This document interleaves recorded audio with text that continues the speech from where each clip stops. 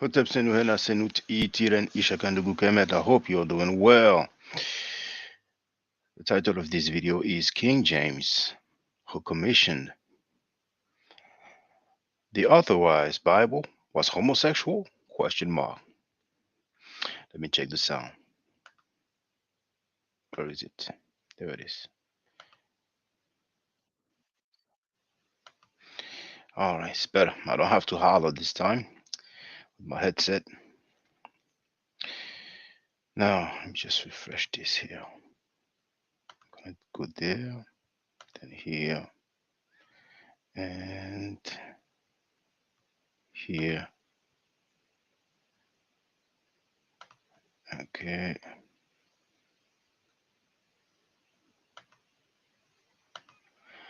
All right, first of all, going to get to the bottom of a discussion I had with our brother.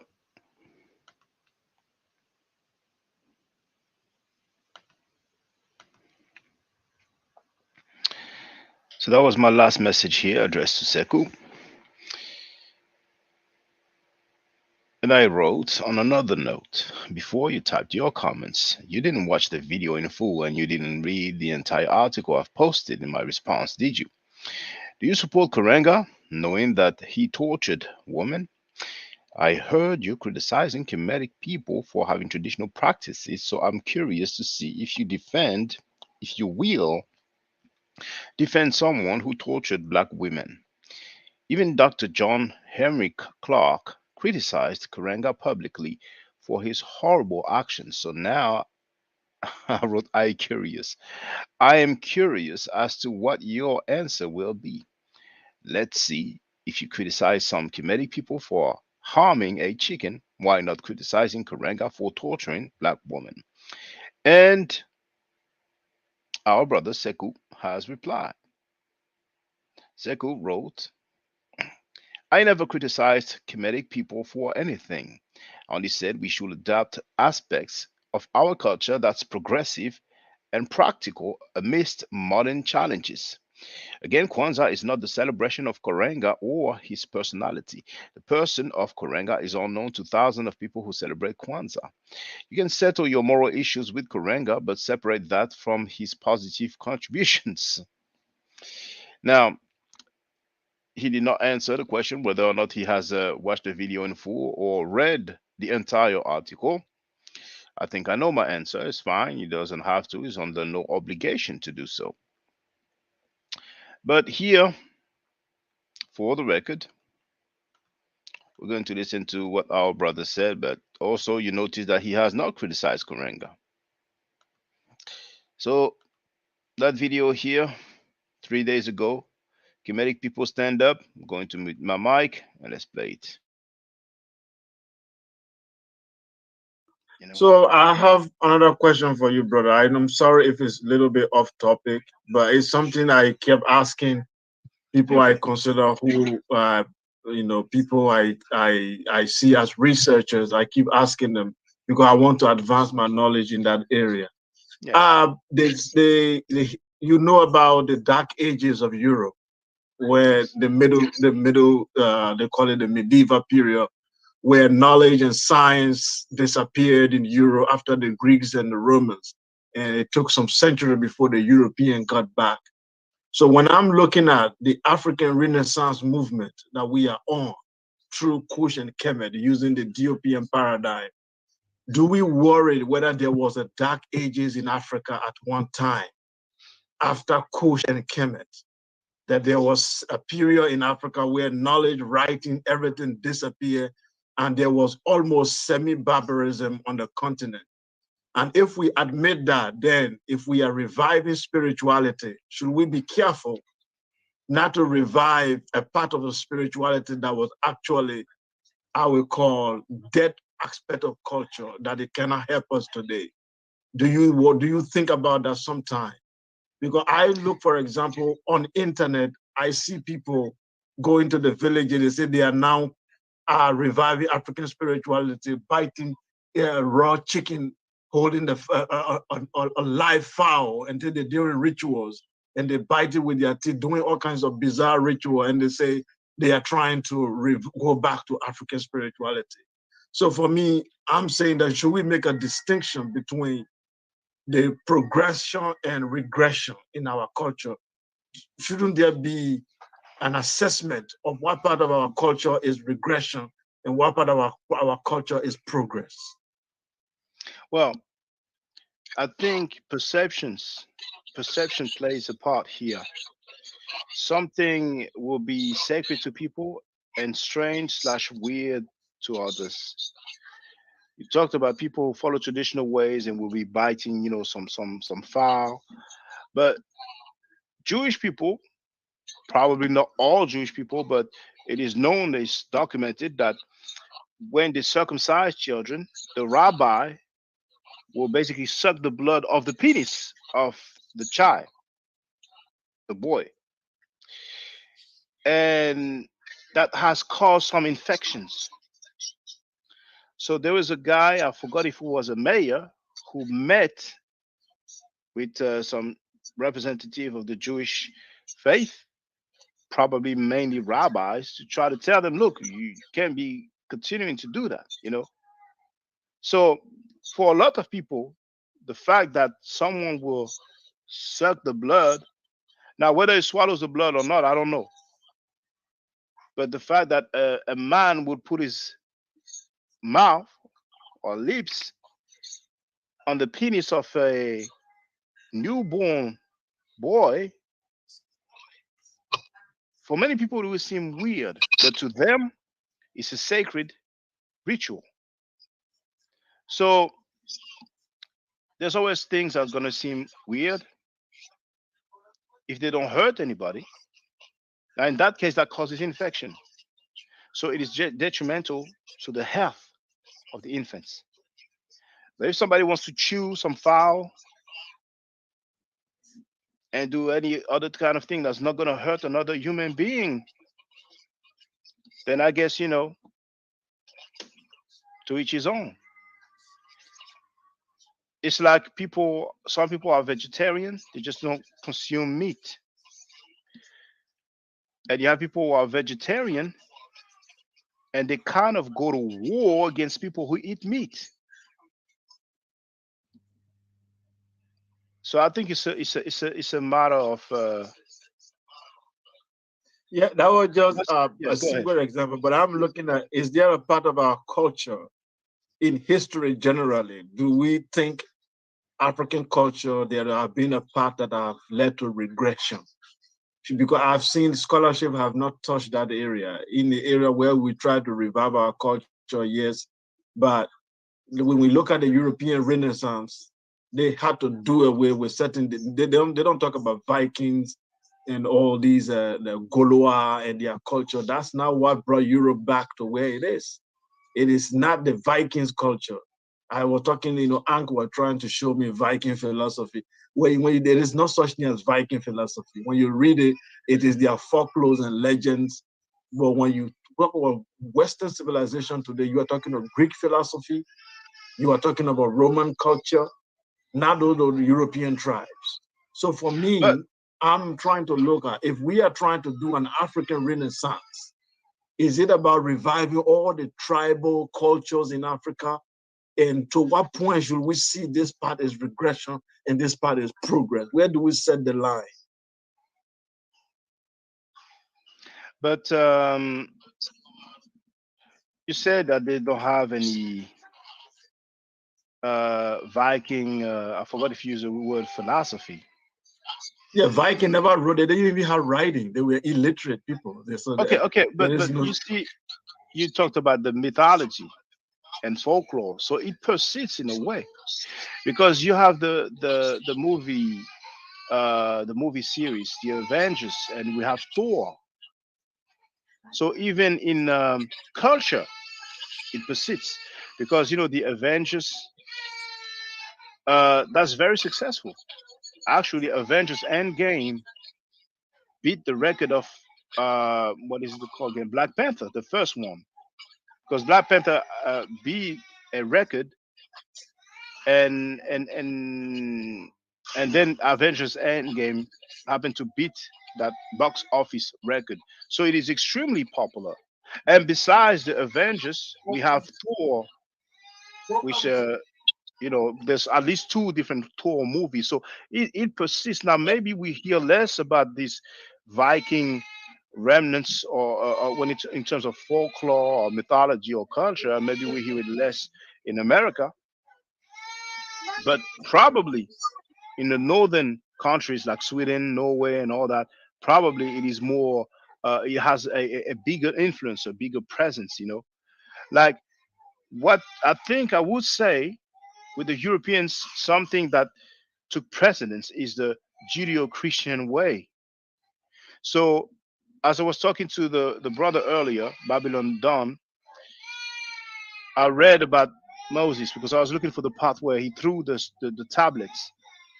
But it talks about some animals that were sacrificed and the blood being pooled, you know. So maybe today they will not do it because they have a New Testament and they have the New Testament, so they deal mainly with that. But there's still plenty of beliefs, plenty of things like the story of Jonah. As scientific as they can be in Europe, they still believe that a man spent so many days inside of a whale. They believe that the sea parted in two and people walked. Amène là, s'il te plaît.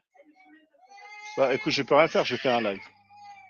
Soit tu l'amènes, soit je suis en train de faire un live là. Là, je suis en live là. Sorry about this, brother, but keep going. And actually, I you see, Jason I wrote that understand. the Vikings had the writing, but you feel free No, to add. Viking had writing. No, I think Viking were mostly. You can Google it right now. Viking were mostly an illiterate society, and they are not only Vikings. There are many European tribal people. Okay, if you read when Julius Caesar captured England, he described them as barbarians. He described them as backward people. And in fact, the entire northern Nordic people were referred to as barbarians. So I'm saying today, if you go to Encyclopedia Britannica and define what Western civilization is and find a definition of Western civilization, you will find Greek. I don't have my computer here right now to put up an article from JSTOR to show you that when you talk of Western civilization, you talk of Greco-Roman culture, you talk about the Western Judeo-Christianity, and little the barbarian culture or the so-called European tribe is like just 2% of what constitutes the European logic today. Because when you look at what you talk about, when you talk of Western culture, Western academia, Western success, Western domination of the world, there is nothing like they got from Greek. I mean, they got from Vikings or all these people that made them to dominate the world. The philosophy that they are boasting of, the dialectics, it comes from Plato. It comes from all these people. It's not from Vikings. Do you know of the name of any Viking philosopher? Do you know the name of any Viking mathematician? Do you know the name of any Viking architect in history? There is none. Okay. But I'm saying to us, if we are saying we are doing a renaissance in Africa, are we doing what I will call, what Ali Manzoui used to call primitive Gloriana, trying to go back? Because I see people today who are carrying, you come from, you know well the Francophone community. I am very connected to them. And a group of them calling themselves Les Kamit, nous sommes Les Kamit. And I appreciate what they are doing. But when I look at some of their YouTube videos, going to these villages, doing certain things. Yeah, I'm not kind of going against the culture, but I'm saying the part that progress. Because for me, I'm interested in progress. What can lead African people to victory? Are we going to go back and revive the Benin people, revive voodoo, and the other people revive this other spirituality? And then there are different groups. And then at the end of the day, what kind of a force are we going to come up with? Because the victory of Christianity, the victory of Islam, and the victory of this religion, despite we criticize them, but they had tremendous success in conquering the world. That's because they set up a philosophy that works. So for us, I'm asking, what is the direction? But Because brother, for what we are doing now, for what I'm looking at now, with all these people reviving all sort of culture, and then there is no uh, understanding that this is the all classical right. Let me vision that we interject. have. Yes. Let me interject. Now,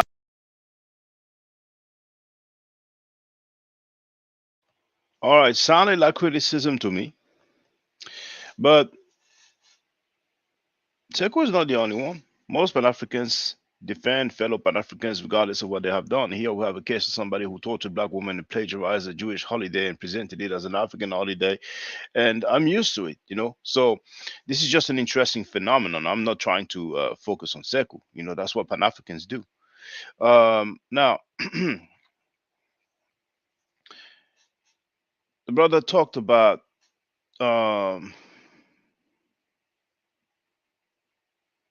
if we are reviving spirituality, we should be careful not to revive a part of the spirituality that was actually dead aspect of culture that cannot help us today. We heard what he had to say about Abrahamic religion. So he mentioned, you know, the Kamites. That's basically Kemites. That's just one way, one French way to pronounce it. You know, they use the Kamitte. All right, or they might add a S at the end. So once again, there was no criticism of Kuranga. He is under no obligation to criticize Kuranga. If he likes Kwanzaa, he can celebrate it. If he likes Kuranga, he can support him. I personally do not support Kwanzaa no Kuranga. Now, he talked about, you know, Kwanzaa is not a celebration of Kuranga. To me, it's just a talking point. Picture someone who says that he's a Nazi, but, you know, oh, no, I'm not celebrating Adolf Hitler.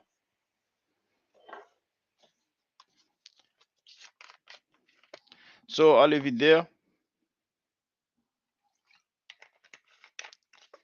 Pan Africans are different. Now, when it's time to criticizing non blacks that do way less, it's on.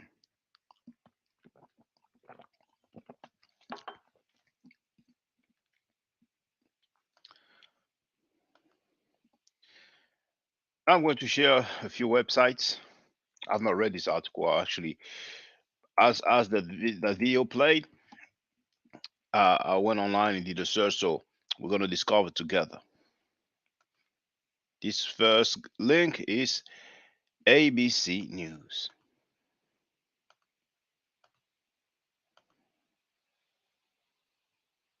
You see the title? That's 2012 though. Baby dies of herpes in ritual circumcision by Orthodox Jews.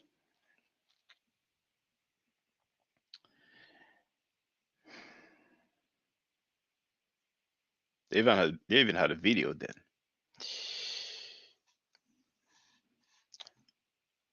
New York City. New York City is investigating the death last September of a baby who contracted herpes after a ritual circumcision with oral suction in an ultra Orthodox Jewish ceremony known in Hebrew as Metziza Peh. I don't know if the apostrophe is ayin. I don't know if it's pronounced Bape, but never mind. In a practice that takes place during a ceremony known as the bris, a circumcision practitioner, or mohel, removes the foreskin from the baby's penis and with his mouth sucks the blood from the incision to cleanse the wound. The district attorney's office in Kings County, Brooklyn, is investigating the death of the 2 week old baby at Maimonides Hospital. Now, Maimonides was quite negrophobic. You can look it up. but will not disclose the name of the mohel or whatever or whether there will be a prosecution. We are looking into it. That's all I can say. A DA source told abcnews.com. The 5,000-year-old religious practice is seen primarily in ultra-Orthodox and some Orthodox communities and has caused an alarm among city health officials. In 2003 and 2004, three babies, including a set of twins, were infected by type 1 herpes. The cases were linked to circumcision and one boy died. The Mohelo performed the procedures. Yitz- Yitzchok Fisher was later banned from doing circumcisions, according to the New York Times. It is not known if he was involved in this recent death. It's certainly not something any of us recommend in the modern infection control era, said Dr. William Schaffner, chair of preventive medicine at Vanderbilt University. This is a ritual of historic Abraham that's come down through the ages, and now it has met modern science, he said. It was never a good idea, and there is a better way to do this. The modern Jewish community uses a sterile aspiration device to clean the wound in the circumcision. The 2004 death and the more recent one, a mohel infected the penile wounds with type 1 herpes, which affects the mouth and throat. It is different from type 2 or genital herpes, which is a sexually transmitted disease and can cause deadly infections when a newborn passes through an infected birth canal. Neonatal herpes is almost always a fatal infection, according to Schaffner. It's a bad virus. Infants have no immunity, and it's a very serious illness. Now we have another death, an unnecessary, incredibly tragic death. Okay, I'm done with that one. However, I want to take the name.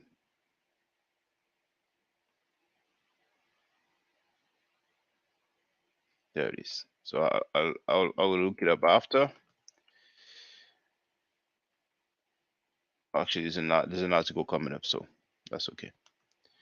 All right. Oh, our brother Seku is there. You think Seku? Feel free to speak, brother. Yeah, peace and blessing, brother. How are you? Peace and blessing. I'm chilling, brother. Really chilling. Yeah. Yeah, I was watching the podcast, so I said I have to come in and maybe make some clarification Hmm. on what we are talking about. First of all, let's deal with the issue of my criticism that you said I criticize the culture of Kemetic culture, and then you try to show that also there are some bizarre practices in things like Judaism that everybody have certain type of rituals in their culture. First of all, I wasn't criticizing Kemetic culture at all. I think you played the video. I wasn't saying they are doing something bad that I'm against. I was saying that in every culture, the essence of we bringing back, we are doing Renaissance and Renaissance or Sankofa, we are going back to get that which is best of what our ancestors produced and bring it into reality. For what reason? For us to be able to face the challenges of today, solve problems, and at the end of the day, be victorious. The idea is for us to win, for us to be able to protect ourselves, or to be able to be successful. It's not just for the sake of it, it's to be successful. So I was saying, are there aspects of our culture? I actually even asked a question on the beginning. I said, can you help me to tell me if there are aspects of our culture that you think that are redundant, that we don't need to bring everything back, because not everything the ancestors did were necessarily successful. Even they themselves, there were times they abandoned some of their old practices. So one example, I didn't give that in that speech, but I will give it now, will be when a king dies, in most African culture, they used to bury the king along with some servants alive. Even some Yorubas still do it, okay, part of Oyo. So in ancient Egypt, the Nagada culture, there was evidence of kings being buried like that with servants. But eventually they abandoned that and begin to ceremoniously bury the king with certain statue and stuff, but they no longer put human beings in the grave to help the king in the afterlife. So they evolve. So I'm saying, are there ideas of our culture that we should evolve from? Then I gave an example. I said, today, there are people who are reviving Kemet culture in Africa, but when I watch them, the aspect they are trying to revive, see some of them go to the villages, they say they are doing rituals. They will take a live fowl or chicken and bite it with their teeth, and the blood goes out, and they say they are doing some type of powerful ritual. So I'm saying, what is the significance of these rituals, and in what way does they benefit a modern man? So these are just questions, intellectual questions that we're trying to ask. I wasn't criticized. I practice Kemetic culture or African culture in general. I was a Muslim, born a Muslim. I studied all my life being Muslim until I was 3 years ago. I started to change my mind. And if through Sarnetta and other things, I've been reading myself, my own research, and I gave it up. So I give it up for a purpose, because I believe the African culture is mine and is very important to me. It's my identity. Whether I criticize it or whether there are certain things in it I think I need to criticize, I can do that, but it is mine. It is who I am. So I can never give it up for anything, no matter what. It's just like a Chinese can never give up a Chineseness. He can criticize the Chinese government or he can criticize certain things in Chinese culture, but he remains a Chinese. So I just wanted to make that point, that first point I wanted to discuss that before we go to Karenga. Well, if it's on me, I'd rather see people chewing fowl or chicken rather than, sucking on penises of young boys after they were circumcised. People have strange rituals, and it's subjective. Some people will believe that if those rituals are not done, and they're losing their identity or they will not be successful. I mean, people have their practices. Even when we say, touch wood, it might seem like something, common, normal, we're used to it. Some people, will not walk underneath a ladder. Some people will not want to cross a black cat.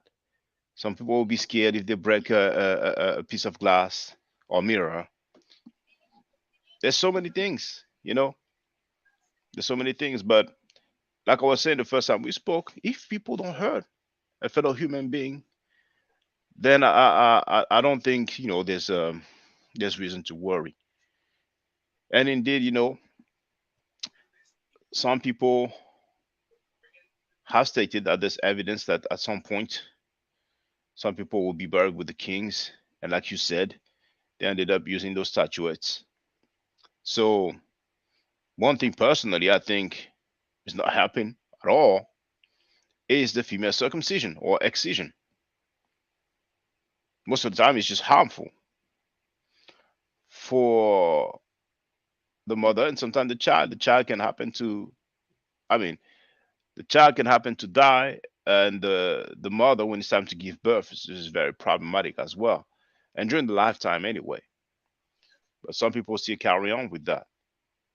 But really, in every culture, every group of people, there are some things that will appear strange, and when they do circumcise, then they are actually hurting fellow human beings. You know. So let's move to Karenga now. Yeah. So on Karenga, my position is this. I'm not on my computer now, but I think you can pull it up. You will go to, there's a website for Kwanzaa. It has its own official website. There is you can go to Encyclopedia Britannica to find the definition. Now, Kwanzaa, the person who founded Kwanzaa, he said, my purpose or the reason I'm doing this, or where I got my inspiration from, is that all over Africa, there is agricultural festival. And this is true. Agricultural festival, it will be either planting season or it will be harvesting. African, what you guys are calling, they call Thanksgiving America, or whatever it is, if that's the equivalent, I don't know. But there is a celebration in many African cultures that revolve around agriculture and planting season or harvesting season. Now, different culture, the continent is full of thousands or hundreds of different languages and tongues. So the Pan-African vision is to what? Is to unite the different group under one umbrella because we are looking for a Pan-African identity. Because if I appear here as a Mandingal identity, then I have to make myself different from a Yoruba. But if I want to appear under the Pan-African identity, then I'm looking for what unite or what connects us. So Karenga idea was to find a particular holiday because when Black people, some don't celebrate Christmas, some don't celebrate the Muslim Tabaski, some don't celebrate. So what will unite us? Because economically, the money Black people spend on Christmas go to European corporate entrepreneurs, they go to European organizations, they make billions of dollars. So he said, can we create a holiday that is not religious, that's not connected to any God, that is not a worship of any God, but all Black people can unite around this culture so that our businesses can boom, so that we can unite, we wear our clothes and celebrate. So the Kwanzaa was created. The word even is Kiswahili. The 7 days there, Ngusi is a Sabbath, based on Swahili. He mentioned all of them from faith to Nia. He mentioned all the principles and what they mean. Now, there are some ritual like the candle aspect, the candle stand, similar to the Anuka, but the Anuka purpose. Why is the purpose of the Anuka? Is definitely not similar to Kwanzaa. They have 10 days. They have their own understanding of what it is connected to their God, their culture. So for somebody to say that the two problems you have with Kwanzaa is one, the character, the moral standing of the man who created it. And the second reason also because it appears to plagiarize or borrow some aspect of Jewish ritual. Therefore, it is garbage. I think that is too extreme and that is oversimplification. And the reasons I gave are this. One, the man's personal life has nothing to do with the idea he invented or created. We can do that in all fields of studies. People can have moral questions of what they did in their past. All of us here, if you go in our closet, we do have something we are ashamed of. All of us, even me sitting down here, there is something in your life that you are definitely ashamed of. If we use it to judge you, that whatever you teach on this platform, we will never listen to it because you have a past. If we do that, then we are using the Christian idea that we are criticizing, the righteousness and the holy than thou idea. That's what it is. But when we look at the idea the person put forward objectively, does it benefit us? Does the idea unite people? Yes, it does. Does the idea has the ability to economically enrich us? Yes, it does. Does the idea have the ability to unite Black people, like Pan-Africanism did? Yes, it does. So can Muslim, Christian, Kemetic, anybody from any religion, can they come and practice in the name of Black unity? Practice Kwanzaa without them having an issue with their religion? Yes, it is. So for me, the benefit is more than the criticism that people put forward. That's why I will celebrate Kwanzaa, and I've been celebrating it. All right. Now, it's not an obligation, but did you watch the video in full? I did not watch the video from your platform. I watched it. It was trending. It was already on my feed on YouTube because it's originally not yours. I think it's another YouTube Oh no, it's channel. not. I did not upload it. I just shared it on my timeline. Yeah. So I did watch it, part of it, where the person went into the torture that he did to women, how he did not repent out of it, how he suddenly became professor. A lot of things the person said, all were personal, the character of the man before he wrote the Kwanzaa. Oh, well, actually, that is an issue, actually. Let me see if there's a date. So 1986. Okay. Well, if it's 66, then I guess that's before he went to. Oh, before. Hold on. When did he go to jail? Renga. Renga. Britannica says it was the name and the idea of the name and the celebration were devised in 1966 by Molana Karenga. Now, on Wikipedia, they will talk about conviction and imprisonment.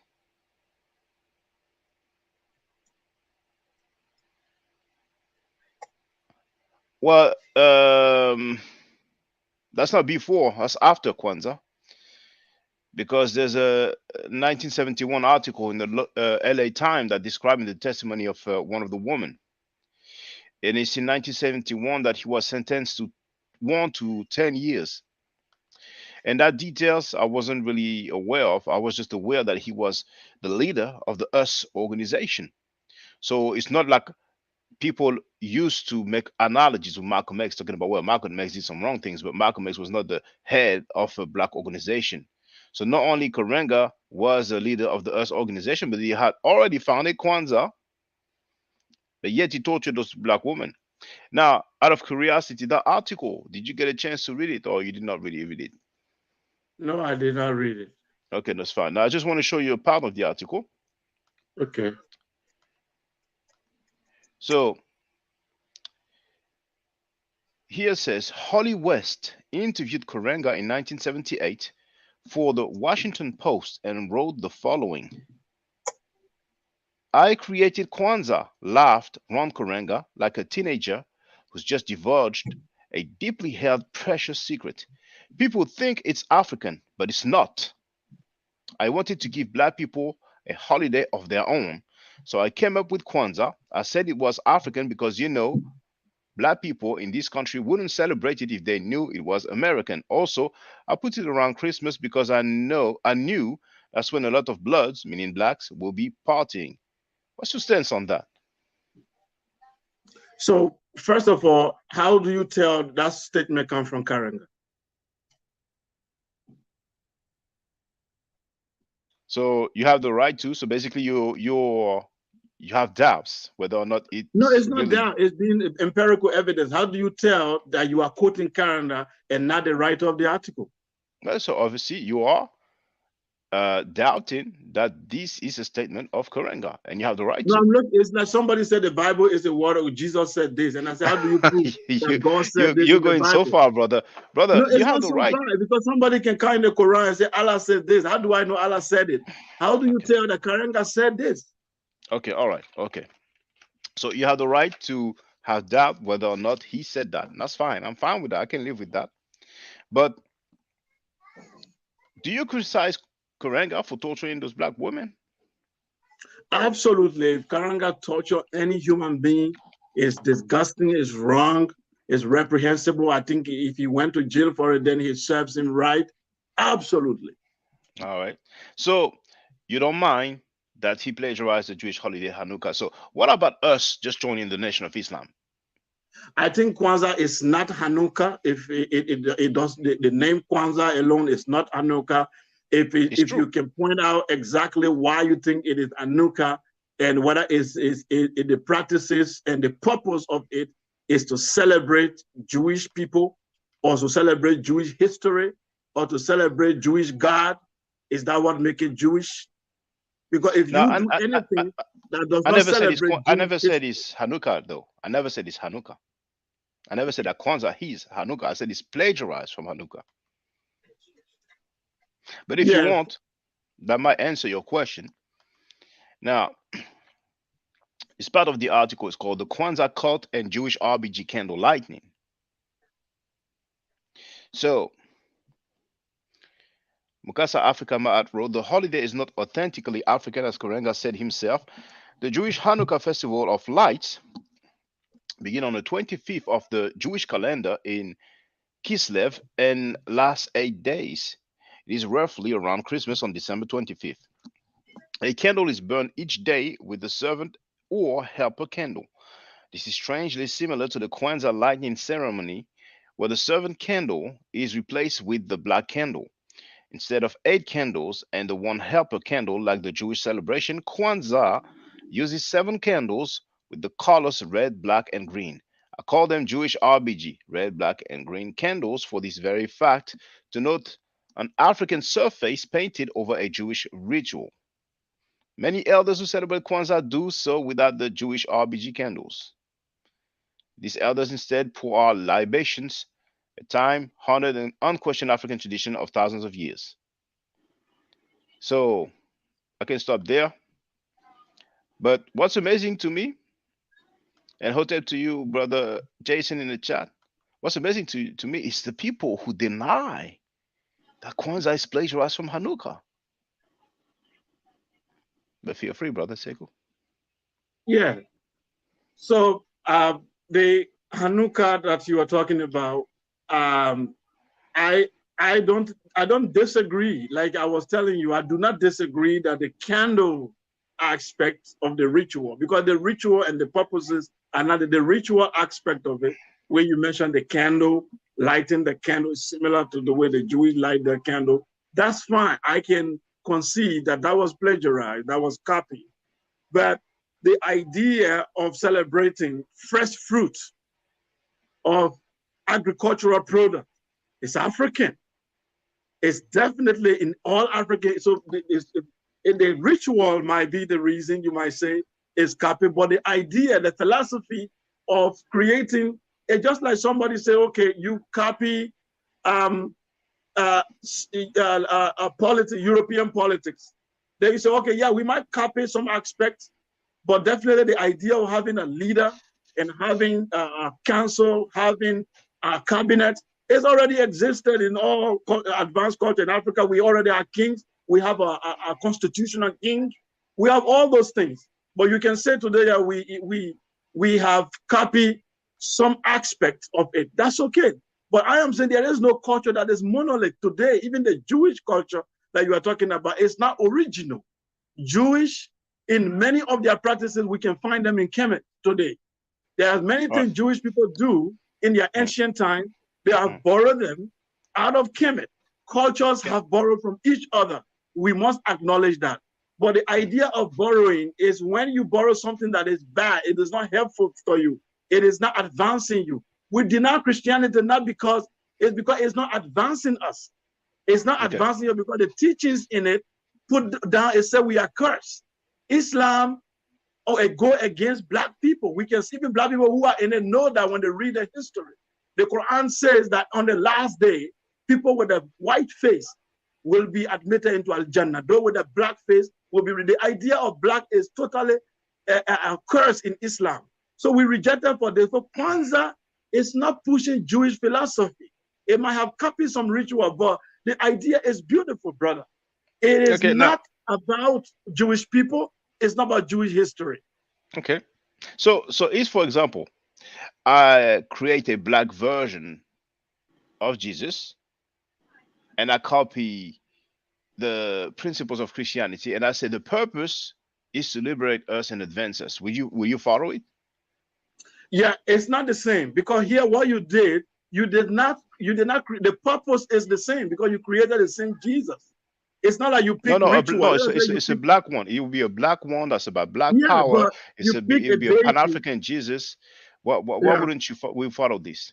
that's not ritual. You pick a deity and then you pin that deity black. It's a But you, deity that has its philosophy of that deity is about it's not believer a versus deity. unbeliever. It's not a deity. He's the son of God. He's not God. Jesus is a deity. No, it's not a deity. He's the son of God. Some people consider that as God, but in my version of the black power Christianity, The African Trinity, Christianity, Jesus is a deity. no, it's not. He's the son of God. He said, "Father, Father, why have you A forsaken son me?" of So God he's is not God. God. Well, to you, but that's subjective. But No, not to me. I'm according to their teaching. yeah, but that's not that. I'm proposing a new way. I'm proposing a black power Pan African version of Christianity. Why wouldn't you go along with it? Because No, you Hanukkah, just call it that's Christianity. religion. That's You just religion call as it well. Christianity, and then you call it black. So you are. It's the same. It's not. That's No, not but the case I'm here. gonna work on the name. I'm gonna choose a Swahili name because Kwanzaa, by the way, just means first. So do we That's all it means. find? So we are going to find the idea of that new religion you will find you will form. There will be nothing wrong with it, except if we don't find what the French people call racine, the root. Do we have roots for it? Because Kwanzaa has roots, which is based on the agricultural festival. What root will you give to your black Christianity? Now, did you say you're from Sierra Leone? Liberia. Oh, no, I'm sorry, Liberia. Do they have that festival in Liberia? Uh, Kwanzaa? Not Kwanzaa, but like the however you worded it, like Oh yeah, the agricultural festival. Oh yeah, definitely. But okay, there are what 16 ethnic groups in Liberia, and each of okay, them have uh, an idea around agricultural festival. It definitely exists. In fact, okay, the Madingo people, where I come from, they have Islamized it. They now call it Mamolafa. It's a mm-hmm, cooking. It will be done. Ask anybody who is a Madinga from Mali, Guinea, anywhere, say Mamolafa. The Mamolafa, they have linked it to Islam now because they don't want to connect it to their ancestors. So they mm-hmm, cook food because Arabs don't do it. It's not in the Quran. They will mm-hmm, cook food, the fresh food from their farms. There will be food and they will be sharing. All your neighbor must be giving food that day, and all the children must eat. There will be food everywhere. You make sure that you share with your neighbor with food and everything. It exists. mm. And is it around December? No, the date is not necessarily December. All right, but you're aware that this is not done all over Africa, right? I believe every culture so far I've gone around West Africa, there is a celebration of agriculture. Okay, so they basically cook and give each other food. Yeah, there is the celebration, like the Yam Festival. I was in Nigeria as well. The planting, the harvesting season. So you don't harvest by yourself. Everybody plant at the same time. So when the time of the harvesting of the yam is ready, the king make announcement. Everybody come outside. They harvest the yam. They celebrate. They dance. They sing. They wear their clothes. They share food. They give yam to each other. The Igbo do. You Google it. You see the yam festival. All right. Okay, so we don't have anything such as the candles. We don't have those so-called seven principles. So he kind of, apparently was inspired by, the harvesting, but it's clear that it's something that he made up, and his main inspiration was definitely Hanukkah. So if people go that route, I don't see why they wouldn't go with some black version of Christianity or the Nation of Islam, for example. The Nation of Islam, even though they have a white God, this time they do have a white God. I'm sure you've seen a picture of our Muhammad. And But Hanukkah is not it's about worship of a deity. There's no deity it's in the true, it's Kwanzaa. true. But not. I mean, it's Hanukkah is not about the worship of a deity, but Hanukkah is a religious festival, and the Yeah. religion that we're talking about is Judaism. You know, So, the Nation of Islam, they have a black version of Islam. So why not go along with the Nation of Islam? Why would we go with Kwanzaa and not with the Nation of Islam or a black version of Christianity? What makes it so special that it is Kwanzaa? Because first of all, you are comparing apple with oranges. Black Mm-hmm, Islam is a religion mm, based on an ideology, and that religion, even when you become Black Muslim, Allah is Allah. You will still mention the word Allah. You will still mention Islam. You will still use Arabic. You will still use the Quran. You will still use the history of Muhammad. There is no way you are going to run away from this reality. When you are celebrating Kwanzaa, there is no Jewish mention, no Abraham, no halakha, nothing about Jewish people is mentioned. The seven principles that were invented, they were all connected to Black people unity, a Black people cooperation economy. These are reality we face today.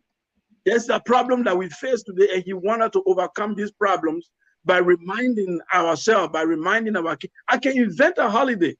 I can do that. There's nothing wrong with it. As long as I can find a reason what to connect it to culture, history, because what is important here is cultural identity. How mm. does this work for us? It's not, there are many things, no matter what you like it today, even the Kemetic culture today, it will never be exactly as it was in Waset.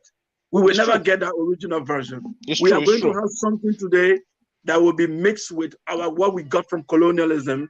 It will be a little bit whenever what Black American, whatever they do today, the influence of white people on their life will always reflect in any culture they create. It's forever.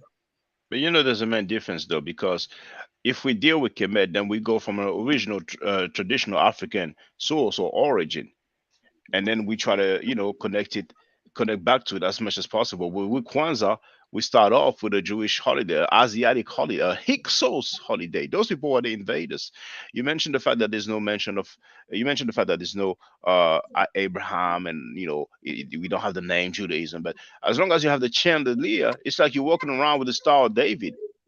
If you walk, if you create, if somebody creates a festival and he has a Star of David, he can call it whatever he wants. As soon as we see the Star of David, you know, and if there's something that's as close to the similarity between the candle or chandelier in both Kwanzaa and Hanukkah, then it's plain and simple. It's obvious. So I think Kwanzaa is so popular because we have somebody like Molefe Asante who has defended it, who has written a book in honor of Karenga, not Kwanzaa, and he probably skipped that part of the woman being tortured and possibly raped, according to what Dale Jones said. And his son made a documentary also, I think it was called Black Candle, and he received some sort of award for it. So I think people moved along, they went along, just like with the Million Man March. Uh, from what John Herbert Clark was saying, it was a collective effort, and they approached Farrakhan, and next thing you know, it's like Farrakhan is the one who had the ID and so on. It got all the praise and the spotlight. But then again, I cannot change people. People are free to do what they want. Personally, I think we should not celebrate it. Otherwise, we might as well just be black Christians, black Jews, black Hebrews, Israelites. If we are Kemetic, it means that we are not Abrahamic. Now some people are trying to mix the two. They try. They No, you know they it's will not. say that It's not Abrahamic at all, brother. You are only it saying that is absolutely certain. Abrahamic. It is the Jewish How? holiday Do you Hanukkah. know of any Abrahamic culture where the deity of Abraham is not evoked? It doesn't matter if you evoke it or not. You have the symbolism already. You have the same We, time period. we You pour have the same libation. chandelier, and even the ritual of lighting the candle. That's their Mhm. ritual. It just has another name, and of course, it will not be exactly the same. Of course, it will not bear the same name. You know what I'm saying? Otherwise, what's the point? Calling it something different. But it's clear and simple. It's just obvious. So then we should not blame people for like being Hebrews or lights or being So black no, Muslims. so now you overlook the pouring of the libation that happens, which is African. You No, you, but you that they can you mix they overlook can they can mix the it with festival. African stuff. But the core is that Jewish holiday Hanukkah. You know what I'm saying? So if people want to be, Jewish Kemetics, they can do so. You know what I'm saying? And I mean, in No. France, there was a guy. He When people said, call, I prefer to call people what they call themselves. If someone calls themselves Black Hebrew Israelite, I call you Black Hebrew Israelite. If someone calls themselves Black Muslim, I call you. But I will not do, because I disagree with somebody, then I now call them Jewish Kemetic. That is some of the things that happen in the community, and it's wrong. Call people what they call themselves. It's just like someone want to call me nigger or whatever. I tell you, that's not what I am. I am Kele, and I'm a Madinga man, and I'm from West Africa. That's what I am. I am not and nothing else. Whatever you are going to call, I don't want to accept it. So call people what they call themselves. I think that's the more ideal thing to do. You might not agree with the whole, and even in Kemet, everything will never be agreed upon. Even in this renaissance that we are about to do, we will have divergent views on how we think things should proceed. But I think Kwanzaa has a very positive effect. It has gone to the Caribbean now. Nobody is talking about Judaism when it comes to Kwanzaa. It's it's true, strictly but it's African true, but history, but and that's people are that's the core, celebrating that's the origin, unity. that's what they're practicing. And this is significant. This is so important. Because you have like the Morid. You might have heard about the Morid, who come out of Senegal. Touba. They have their um uh they're like their holy place, holy town. It's a holy town. So it's like a, you heard of it, Sheikh Amadou Bamba. It's like a I like was a in black Senegal. version. I know it. Yeah. So it's a black version of Islam. You know what I'm saying? So if you ask them what they are, they might not say they are Muslim. They might say they are Murid. But the Murid are Muslims. Yeah, but they acknowledge Muhammad as the messenger of Allah. They acknowledge Yes. the Quran. They call Sheikh Ahmadu Bamba Walid Khalidullah, the friend of Allah. They acknowledge that he's not a prophet. They acknowledge that Sheikh Ahmadu Bamba is not equal to Muhammad. They elevate Arabs. They He better, venerate otherwise Arabs. he'll die. Otherwise he'll die. So they do not. They definitely acknowledge Islam. So it's not the same. Nobody in doing Kwanzaa acknowledge anything Hebrew, acknowledge anything Jewish history, nothing whatever. You can say, yeah, we find some aspect of Jewish candle lighting in it, but you can never say that they are practicing Judaism or they have the essence of it was to promote Judaism. No. Well, it's Candle, it's a even Jewish in ritual that Kemet, they are doing, just with even a when you different talk about name and different color. when you talk about candle and incense burning and what have you, well, I don't say exactly, but in Kemet, I would not say exactly candle lighting, but there was this light incense burning as well. You can see even in Kush, one of the important artifact that was found is the Kustul incense burner. Okay, you find it. So when you find somebody today, because I saw someone also say because they saw Jabari burning incense, and they say, "Oh, now you are practicing, Christianity. You are practicing That's not the Catholicism." same at all. That's not a candle. I mean, So the the burning of the incense incense is to have the smell, so it's just really nothing to do with a candle or Jewish ritual. I mean, that's way before anything such as the Jewish religion anyway. But I understand yeah, your point of view, I mean, we will never agree on that, but to me it's a definitely. But shame. I It's think it's it's, what it's a I'm shame. no, it's not. It's not. No, you guys, Yes, it's not. It's not. The it problem is. is there's a puritanical view of people. That's what I was No, saying, for not example. Puritan. It's not being purist. It's a straight up Jewish holiday. The guy gave it a different name, It's not a Jewish holiday. and Jewish don't celebrate it's Kwanzaa. they don't celebrate it because Kwanzaa Yeah, is the plagiarized version of Hanukkah. So they just changed. He just changed the name. He just changed it the could be colors of the they just candles need fresh fruits. and gave it different principles. But at the core, at the core, that's what we're doing. So anybody that thinks about spirituality and the energy that they are giving to this thing, and Exactly. also during the same time period of as Christmas, and also the same time period as Hanukkah, I think it's really a shame. And besides, knowing who, Christmas is December 26th, December yeah, 25th. Kwanzaa starts December 26th yeah, no, until the the same 1st time of period. I January. didn't say the same date. I said the same time Yeah, period. you are trying you are trying to make the connection. He choose those time strategically because it's a Hold on, holiday season. Yeah, it's holiday season and it's Christmas time when people spend a lot of money. You're not gonna deny Yeah, whether it's because there is no 25 such of thing as December or Christmas 26 of time. December. It's the Christmas same is, time period. there is nothing wrong with it. Is majority of our people Okay, are okay, Christians, all right, majority okay, are Muslims. okay. So he choose a period where a festive period where everybody is having festival for them to be able to identify their blackness and also come together as family. For the children, they will wear their African clothes. They will remember they are not wearing Jewish clothes. They are coming to remember the 7 principles: a cooperative economy, community, ujama, niya, have a purpose. How does that take you to Judaism? The symbol itself, the ritual itself, the lightning is a ritual, but we never agree on that. But I guess people can do a black version of Thanksgiving and give it a different name. They might call it for show giving, and because people do meet, people do meet during the Thanksgiving period. They might also use the period of the Ramadan, even though it's not fixed and it changes, and just give it a different name. And it's just that easy. It's just that easy. And besides um that guy, I mean, the torture is just, and him being an agent, him being an agent, most likely he'll never admit it, what I'm saying, but people close to him say that. But this kind of things, they say, oh, it's different, what I'm saying. But then again, to No, each his own. But like I mhm. said, I don't really I don't know what I should use. It's a strong word, but I will use it. I know you understand. I don't care really Don't what say his it, past don't was. say it. Come again. Okay, I don't care what his past is Come or on, man, what he's done. Because brother. here is the issue. Here is the issue. Even Sheikh Anta Diop, that Yes. I venerate so much, regarding as a mother in my life, one of the greatest. There are things he Okay. did. Like Okay, what? there are things he did that Like I what? will not. Okay, you find in his Sheikh Anta Diop deny the fact that Islam came into Africa through violence. He does not agree. Because he was from a Okay, Muslim family. some people call him a sellout. Some call him a sellout. Say he's a who, Muslim. That's why who he has who call him a many sellout? many. Oh, Professor Bandakani. Have you listened to many other Pan-Africanists who believe that he supported? There's an intellectual in Cameroon. What is his name? I heard of Bendakani. They said he supported what?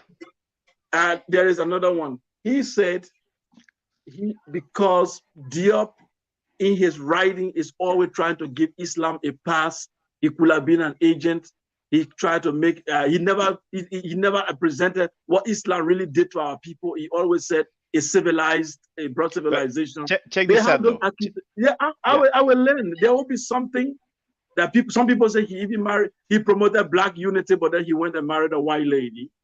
There are people who are against that. He was not like he was not talking about black power. You know, he was talking about history. He talked about black unity, but the thing. But check this out. Check this out. I'm talking about people criticism. I understand it's not coming from you. I understand. I understand that it's not coming from you. Now, did he criticize Christianity? He did mention in one of his passages how Christianity may have come out of Kemet.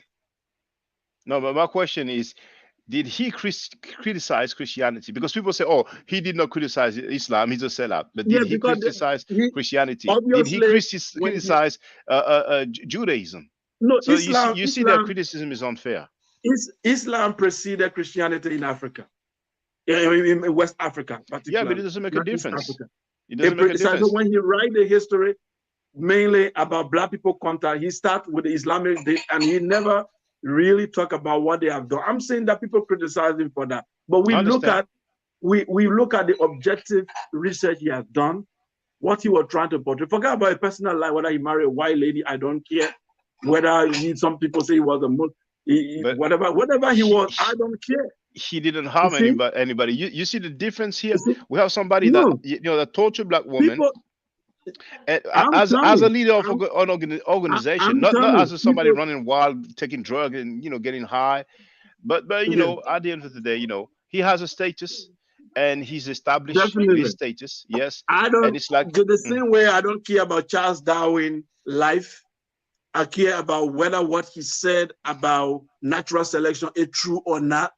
I don't care whether Charles Darwin was having 10 wives, whether he was a pedophile. If I do a black.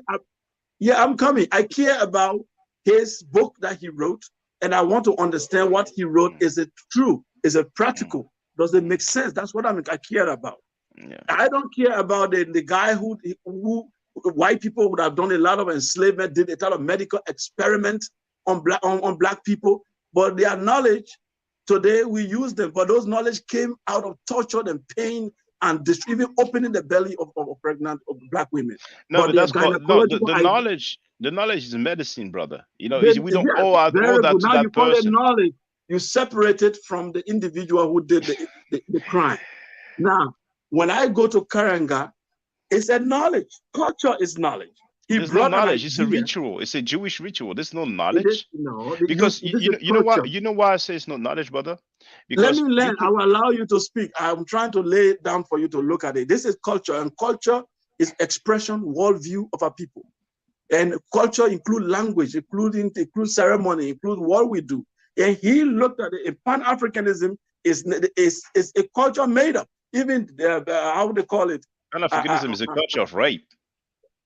How they call it? The leaders of Pan-Africanism, they saw a need in history to do something. That's why they created. So there was a need in history. No, he did that by himself. There was a need. It wasn't a collective effort. There was a need for a Pan-African culture, and Kwanzaa serves it better than any other one I've ever seen. Oh my goodness! People can criticize it, call people. I know there's a lot of internet people going around calling people pedophile. When they don't like you, you and I tomorrow they will call a pedophile. Believe me, and you will see it. When they are done with us. When we do all this teaching, Saneda, how many times what name they call him on some other platform? They create stories about him. This is done in that community. Anonymous and unidentified individuals, I'm not too worried about that. Like Garfield, he talked about the mighty Hebrew and said that he was accused of doing sexual misconduct. This is what we do in our community. No, but no, So why this is don't we not. Hold objectively on. take Wait, the wait, message? wait, wait. You said that's what they do.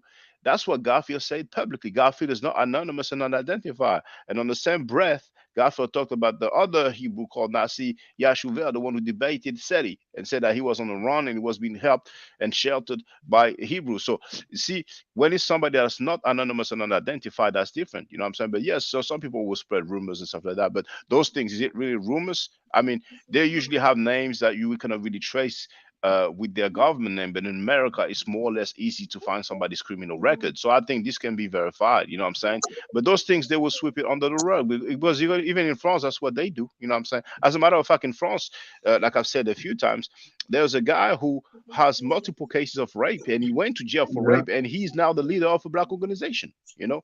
So people don't really care. Pan Africanism don't care about rape, you know. As long as you're well spoken and you talk that black talk, you know, they're happy with that. You know what I'm saying? And to each You his know, own. now we heard that they said Martin Luther King, because he's been celebrated for being icon of civil rights. Now, what is the latest information on him?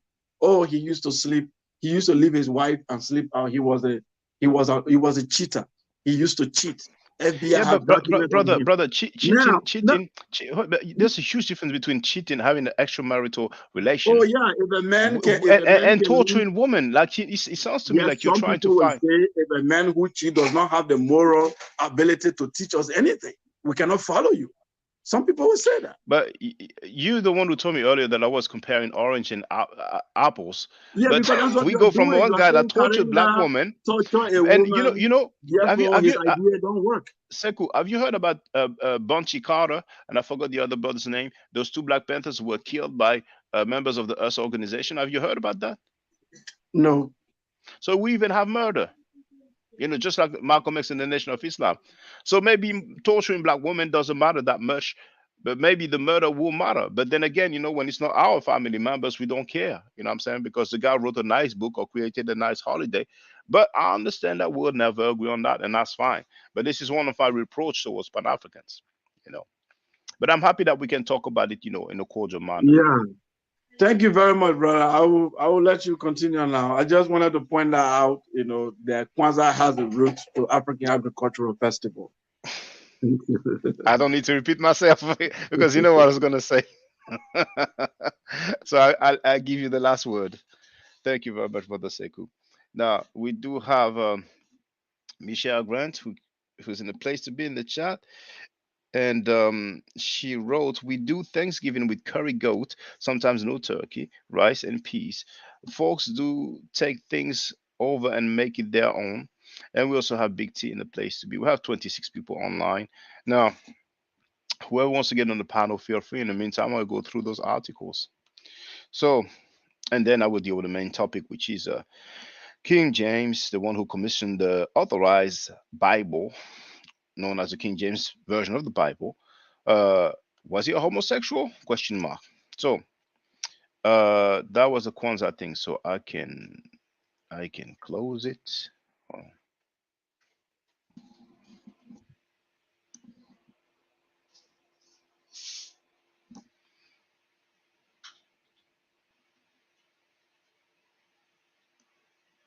that's the one there. Now there's another article. Okay, this one is okay, similar.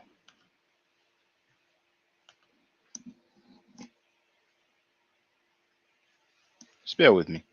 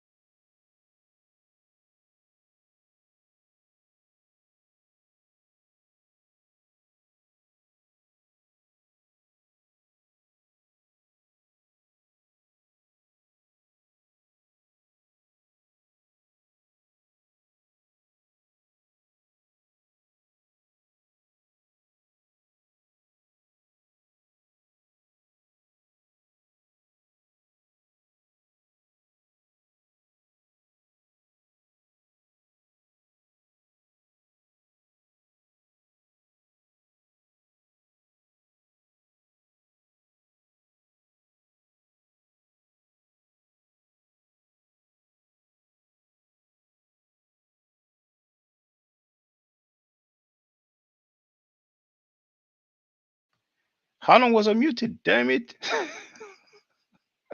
How long was I muted? Let me go, let me go to the video.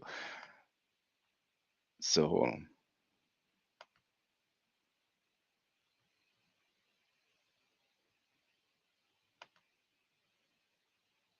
How come I don't hear? I was muted all this time. Oh my, I was muted all this time. What it is, what it is. Yes, what it is. Okay. Um, I'm sorry, I didn't notice I was muted. So let's deal with let's deal with King James. All right. So I'm going to share this link. I'm going to use Wikipedia this time.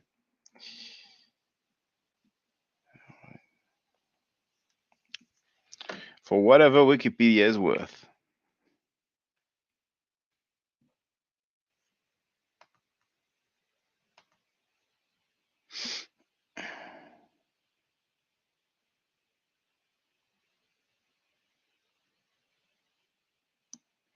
The personal relationships of James. Let me see how big it shows on the screen here. If I do like that. Oh, it is what it is. What it is. Personal relationships of James included relationships with his male courtiers and his marriage to Anne of Denmark, with whom he fathered children. The influence his favorites had on politics and the resentment at the wealth they acquired became major political issues during his reign.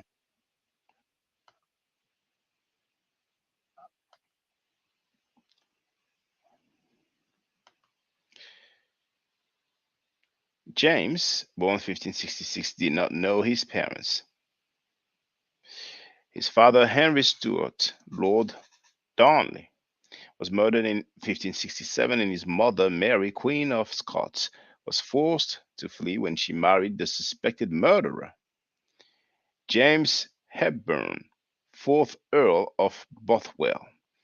His maternal grandparents died before he was born. His paternal grandfather was killed in a skirmish while James was still a boy, and his paternal grandmother lived in England. He had no siblings.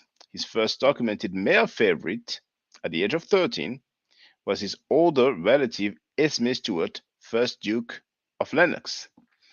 James adopted a severe stance towards sodomy using English law.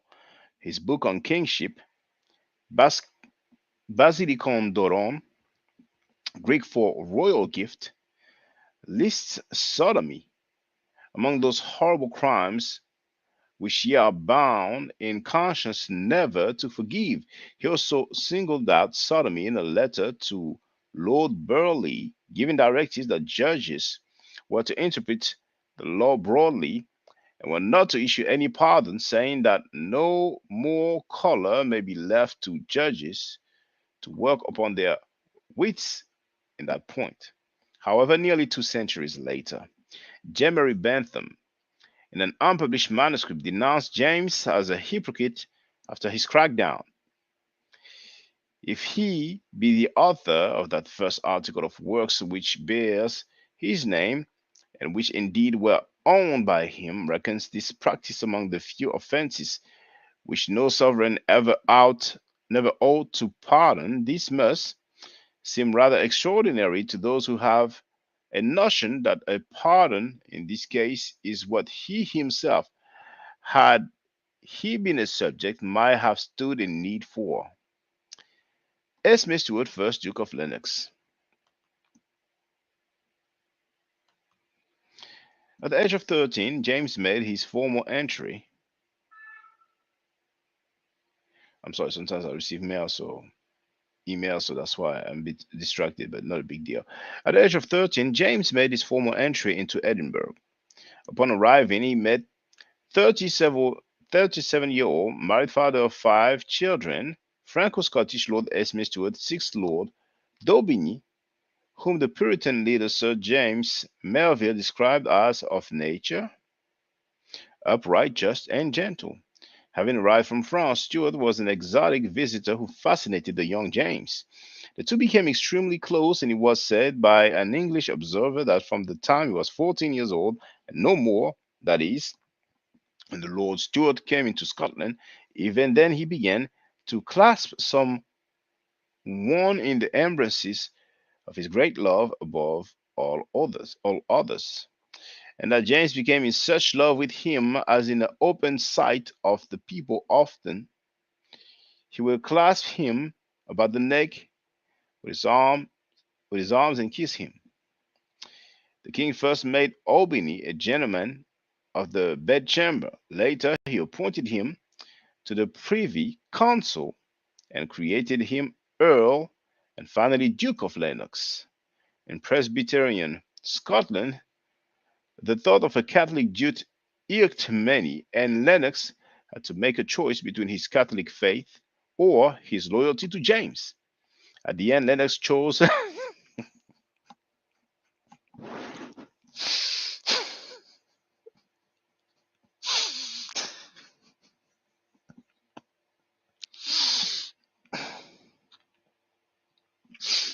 It's that song I was thinking about. Some of you might know the song "I Choose You."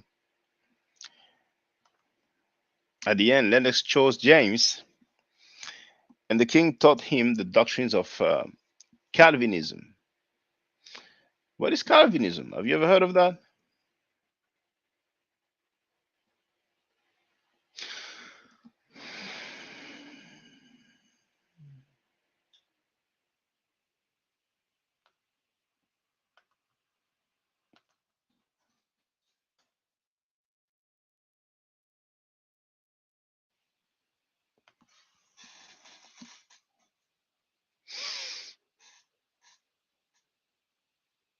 Okay, it's a form of Protestantism. All right, I learned something today.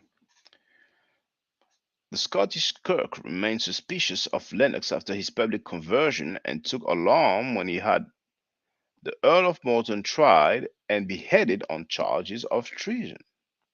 The Scottish ministry was also warned that the Duke sought to draw the king to carnal lust. In response, the Scottish nobles plotted to oust Lennox. They did so by luring James to Ruthven Castle as a guest, but then kept him as prisoner for 10 months. The Lord Enterprises forced him to banish Lennox. The Duke journeyed back to France and kept a secret correspondence with James. Lennox, his latest, said he gave up his family to dedicate myself entirely to you.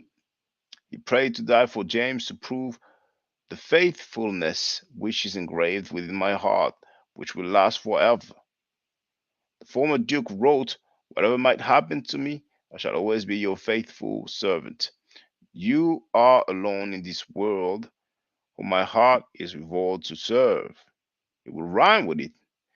"And would to God that my breast might be split open so that it might be seen what is engraven therein."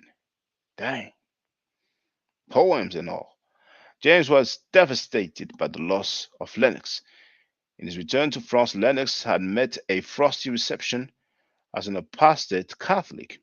The Scottish nobles had thought that they would be proven right in their convictions that Lennox's conversion was artificial when he returned to France. Instead, the former Duke remained Presbyterian and died shortly after, leaving James his embalmed heart.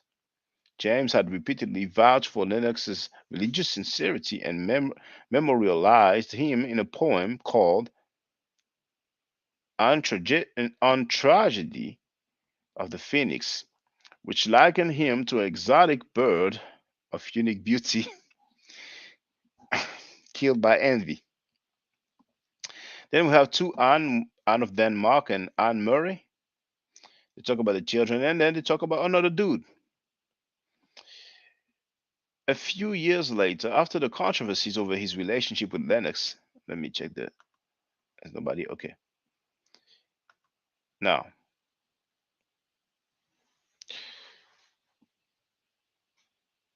A few years later, after the controversy over his relationship with Lennox faded away, he began a relationship with Robert Carr. In 1607, at a royal jousting contest, the 17-year-old Carr, the son of Sir Thomas Carr, or Kerr, or Ferniehurst, was knocked from a horse and broke his leg. According to Thomas Howard, first Earl of Suffolk, James fell in love with the young man and, as the years progressed, showered Carr with gifts. Carr was made a gentleman of the bedchamber, and he was noted for his handsome appearance as well as his limited intelligence. He was also made a Knight of the Garter, a Privy Councillor, and Viscount Rochester. His downfall came through Frances Howard, a beautiful young married woman. Upon Rochester's request, James stacked a court of bishops that would allow her to divorce her husband in order to marry Rochester. As a wedding present, Rochester was created Earl of Somerset. In 1615, James fell out with Somerset. In the letter, James complained, among other matters, that Somerset had been creeping back and withdrawing young yourself from lying in my chamber, notwithstanding my many hundred times earnest soliciting you to the contrary, and that he rebuked James more sharply and bitterly ever than ever my master Buchanan does do.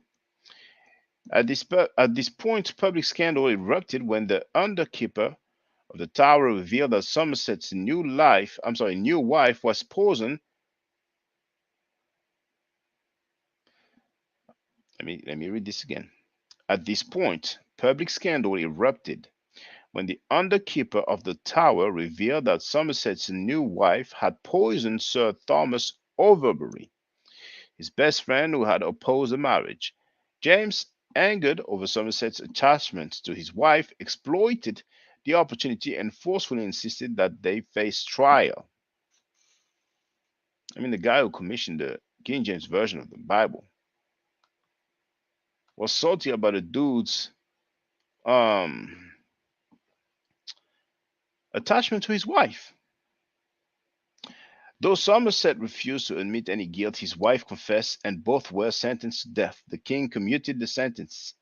Nevertheless, they were imprisoned in the Tower for 7 years, after which they were pardoned. They were pardoned and allowed to retire to a county estate. Then we have another dude. We even have his portrait here. Some will say that he was black, and we shouldn't be fooled by the painting because we're gonna tell somebody's ethnicity just by looking at his phenotype. George Villiers, first Duke of Buckingham. The last of James's three male lovers was George Villiers, the son of a Leicestershire knight.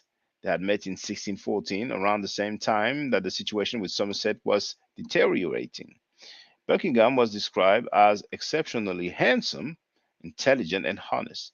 In 1615, James knighted him, and 8 years later, he was the first commoner in more than a century to be elevated to a dukedom as Duke of Buckingham, although he had first been raised in sequence as a Knight of the Garter and Viscount Villiers, as Earl of Buckingham, then Marquess of Buckingham.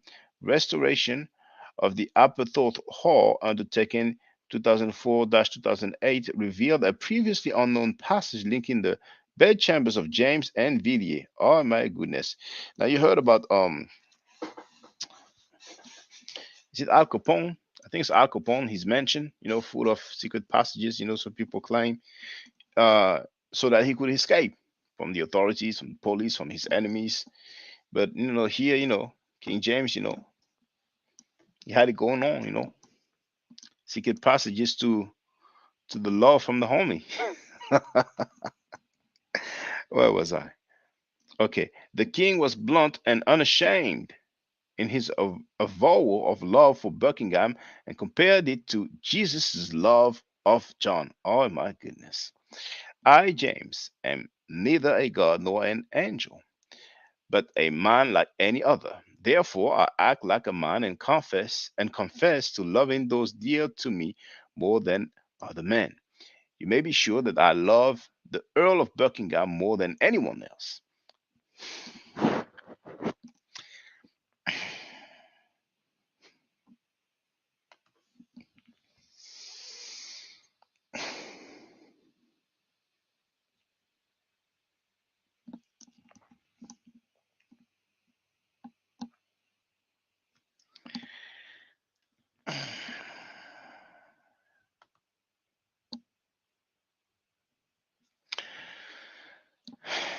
And more than you who are here assembled, I wish to speak in my own behalf and not to have it thought to be a defect, for Jesus Christ did the same, and therefore I cannot be blamed.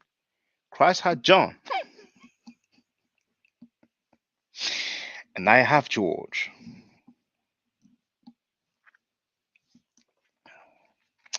17th century commentators such as poet Theophile the Vio, well, the way it's written, I guess we should pronounce it Theophile because of the accent on the E, but it's just a detail.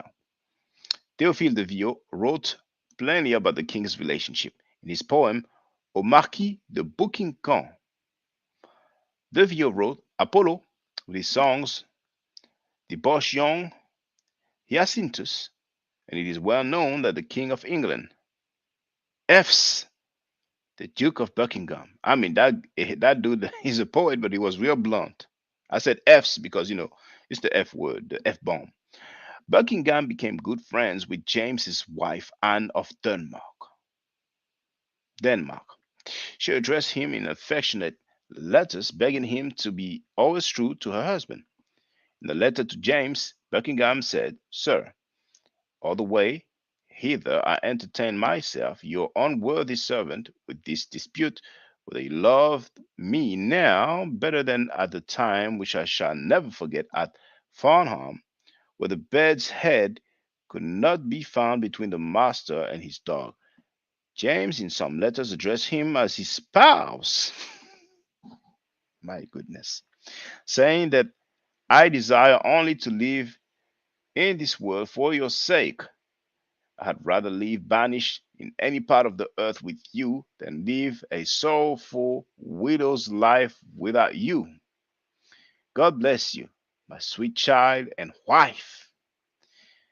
Grant that ye may ever be a comfort to your dear dad and husband.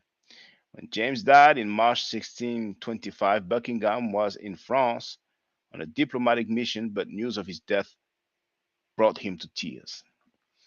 So King James addresses somebody as my sweet child and wife, and that somebody was a dude. That's enough for me. Did you know about this, man? I didn't even know about all this, man. Yet people rely on the King James version of the Bible.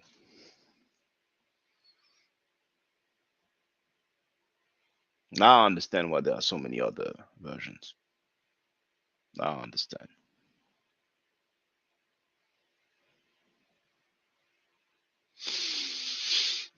It's not looking good so far.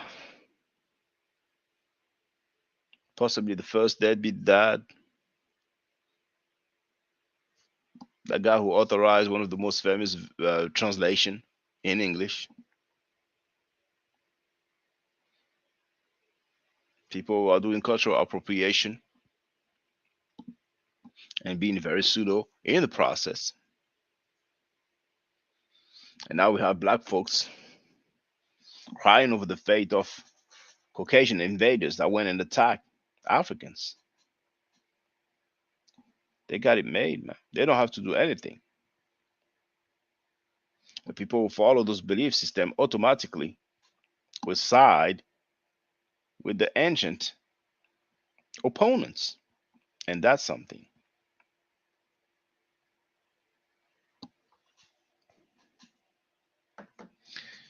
When there was a movie Brokeback Mountain,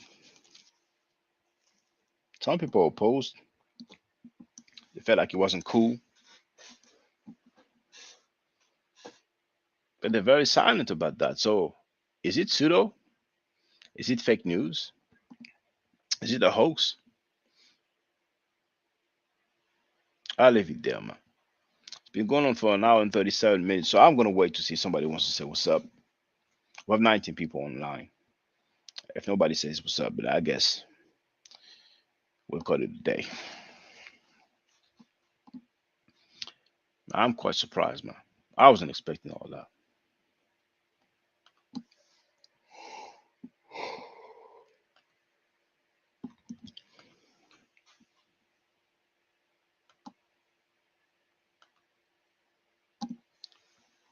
Feel free if you have any questions, statements, comments, whether you agree or disagree, take advantage.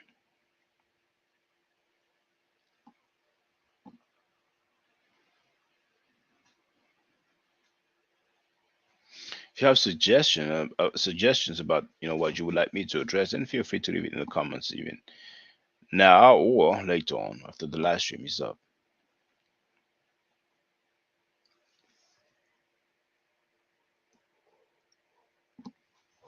I'm really looking forward to have enough people interested with the meta nature, so we can do some exercises together.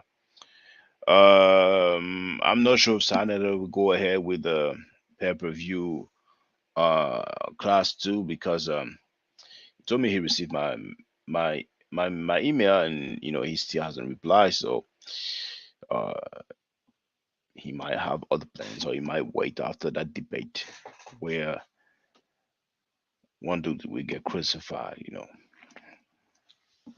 the day before Christmas. If that happens, who knows? But I hope he's no longer crying in the car.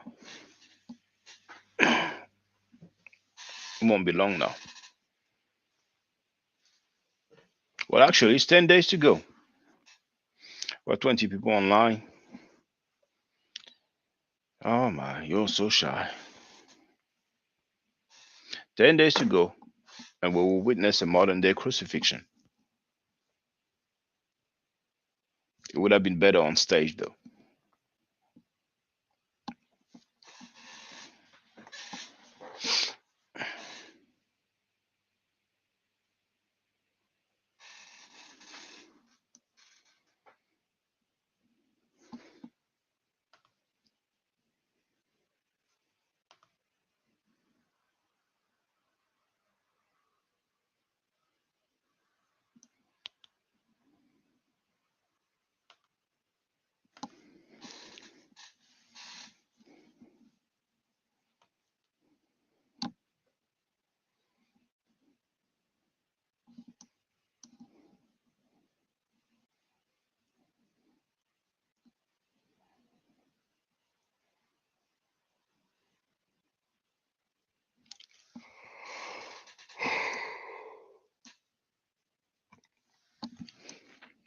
I'll wait a few more minutes and then I'll call it a day if nobody's here.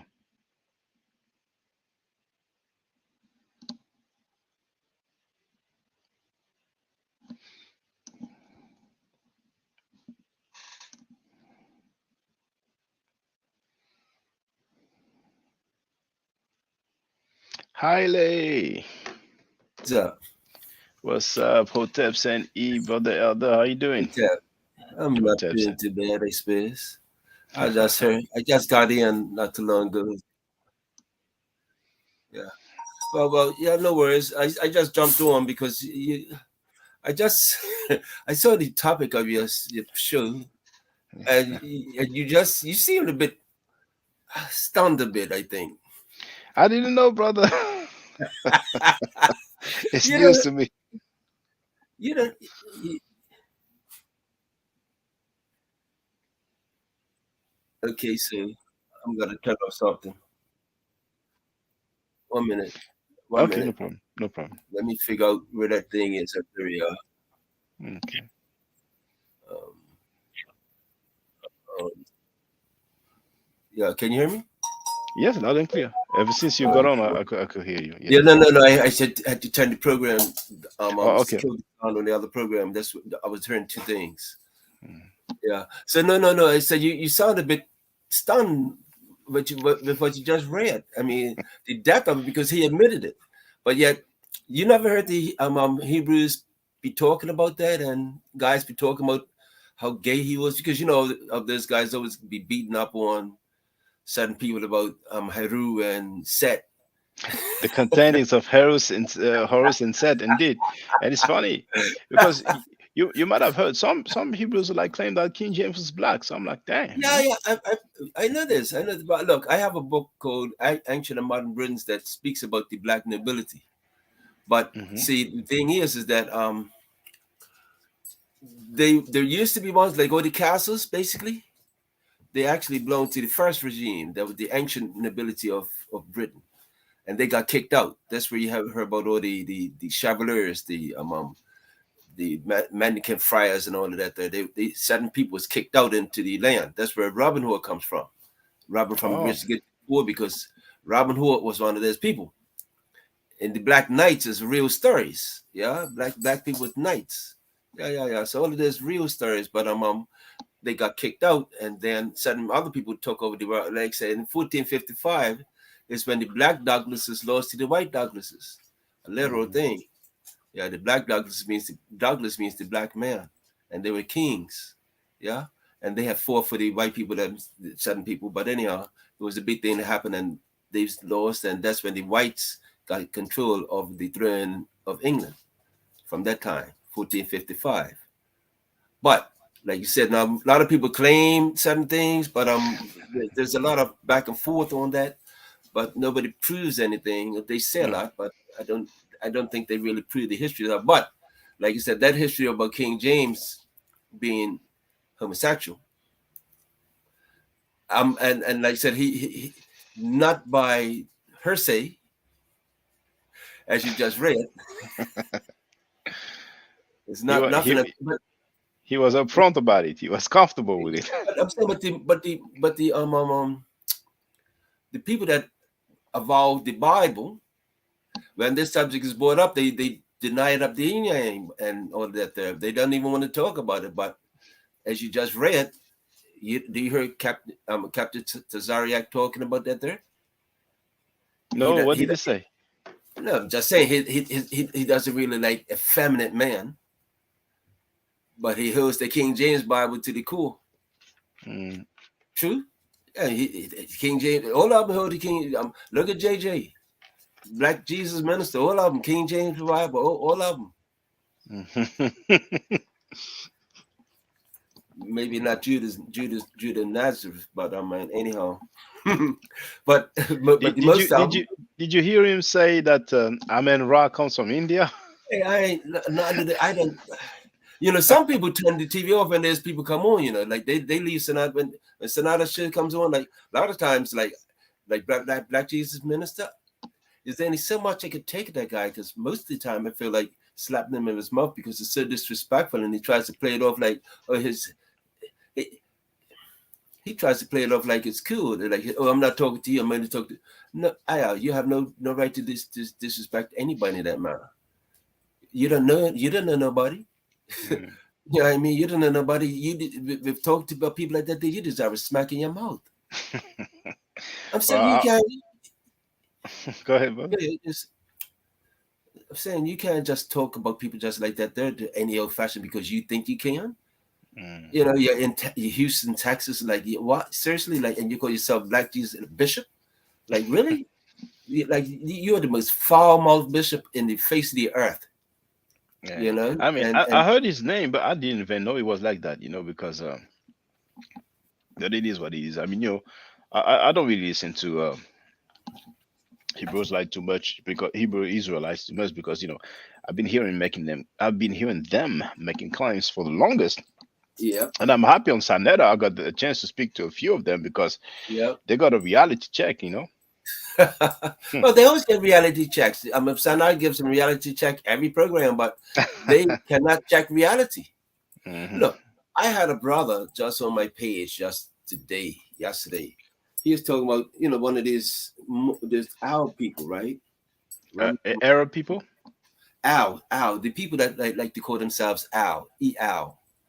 as a Okay. surname. Oh, the like the base, like the Moors. Yes, yes, this Okay, type of yeah. people, then, right? He says it's not religious, but he says melanin. He doesn't like to use the term black, Moorish type Yeah, style, he right? is melanated. Yes, and I said, well, I heard it. Melanin literally means black, and I took it out of it and I put it in the thing. He said, I don't know what I'm talking about. I I said, you religious people, like you right in front of you, right, evidence right here, and you would deny it right in front of your eyes. Doesn't make a difference, literally. Yes. And it's like that religion is very interesting, and I have been experienced it myself. It's very interesting that how people's mind could just shut off, Yes. just because. That's why I said when the subject of King James being gay comes up, it's not a topic Mm. because but yet, like you said, with somebody of that, not only was he gay, but he was a murderer. He was reprobate. He was just vile. Mm. He was just vile, and he was the one. But he said, well, he had nothing to do with the Bible, but it's the same as how can I say the other guy in the Council of Nicaea. The Council of Nicaea. Constantine. Yes, Constantine. He was a vile person as well, right? But yet the Church of Ethiopia held him up in the highest esteem. Seriously, he's in the liturgy. I have it right in my house. They held him up in the highest esteem, like he was vile. The history is like, oh yes, they honor him every Sunday. But then you have his counterpart. Now he was a Byzantine Roman. Now you have his counterpart over in England. They're just as vile, just as murderous.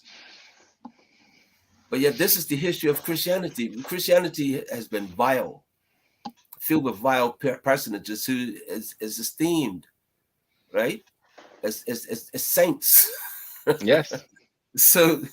But that just goes to show that, and people wouldn't even think about such things, don't even know about such things. But like you said, you're just reading about it for the first time about King James.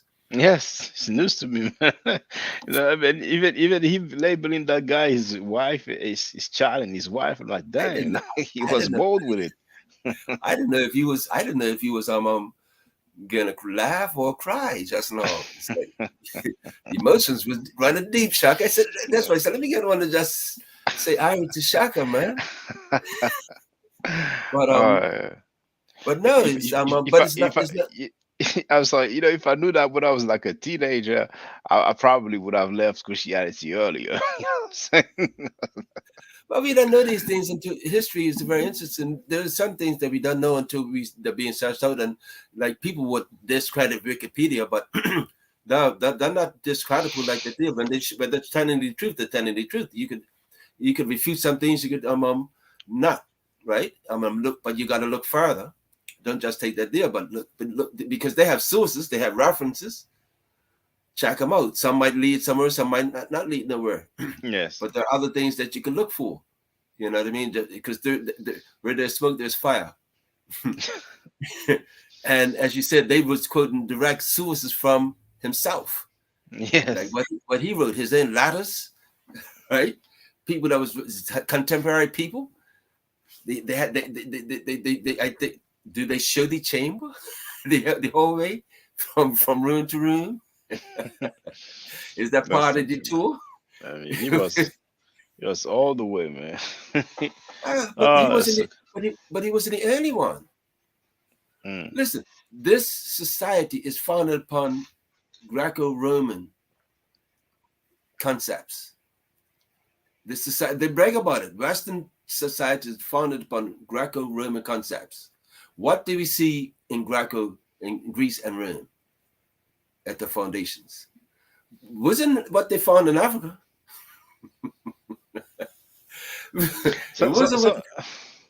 Actually, earlier I quoted the rapper Ice Cube, who said King James had sex with his mother. Now, I don't know any source or any reference to that.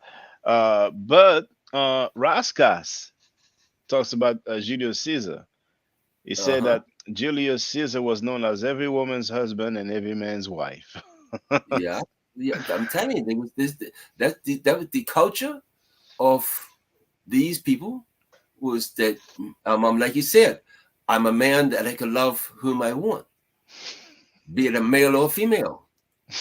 And that's and people think like that. Then that's the society, that's where we're living in today. Because they said that this society is based upon Greco-Roman society, and we saw what Greece and Rome was about. Mm-hmm. So when we see this society today, the way that is going, there's no wonder that is going to be, because before it was Christian that you don't be laws against homosexuality. Although I always noted, like in Bermuda, Yes. they didn't have no law against lesbianism. They had law against homosexuality, male on male. But there was never any stigmatization or against lesbianism, female. But that law against homosexuality, doesn't it count for women as well? Well, in the history of Bermuda, I've never seen a woman being persecuted for homosexuality, but I have seen men being persecuted for homosexuality. Right. Until they changed the law back at the same time, when the age was running around, and certain people, right, white people, got involved, right, and then they changed the law. Yeah, when they say got involved, because they got AIDS, and because there's homosexual, and was one of the minister's sons, and it's called the Stubbs Bill. Stubbs was a white minister, right, in the government, right, and he pushed the bill against against buggery, because it was buggery that was the problem. Yeah. Mm-hmm. So buggery, to have sex with a male, sex with a male. Like I said, I never see no. If a man was having sex with a woman, anal sex with a woman, that's not a problem. But it's with a male. That's what I'm saying. And a female having sex with a female, never.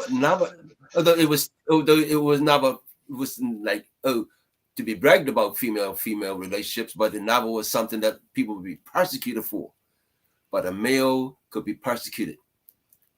That's what I'm saying. It was, so you understand? But yet that was church. They changed that thing. But now you see it all over the world, this society, they're trying to force it into Africa. But like I said, this is the Greco-Roman society.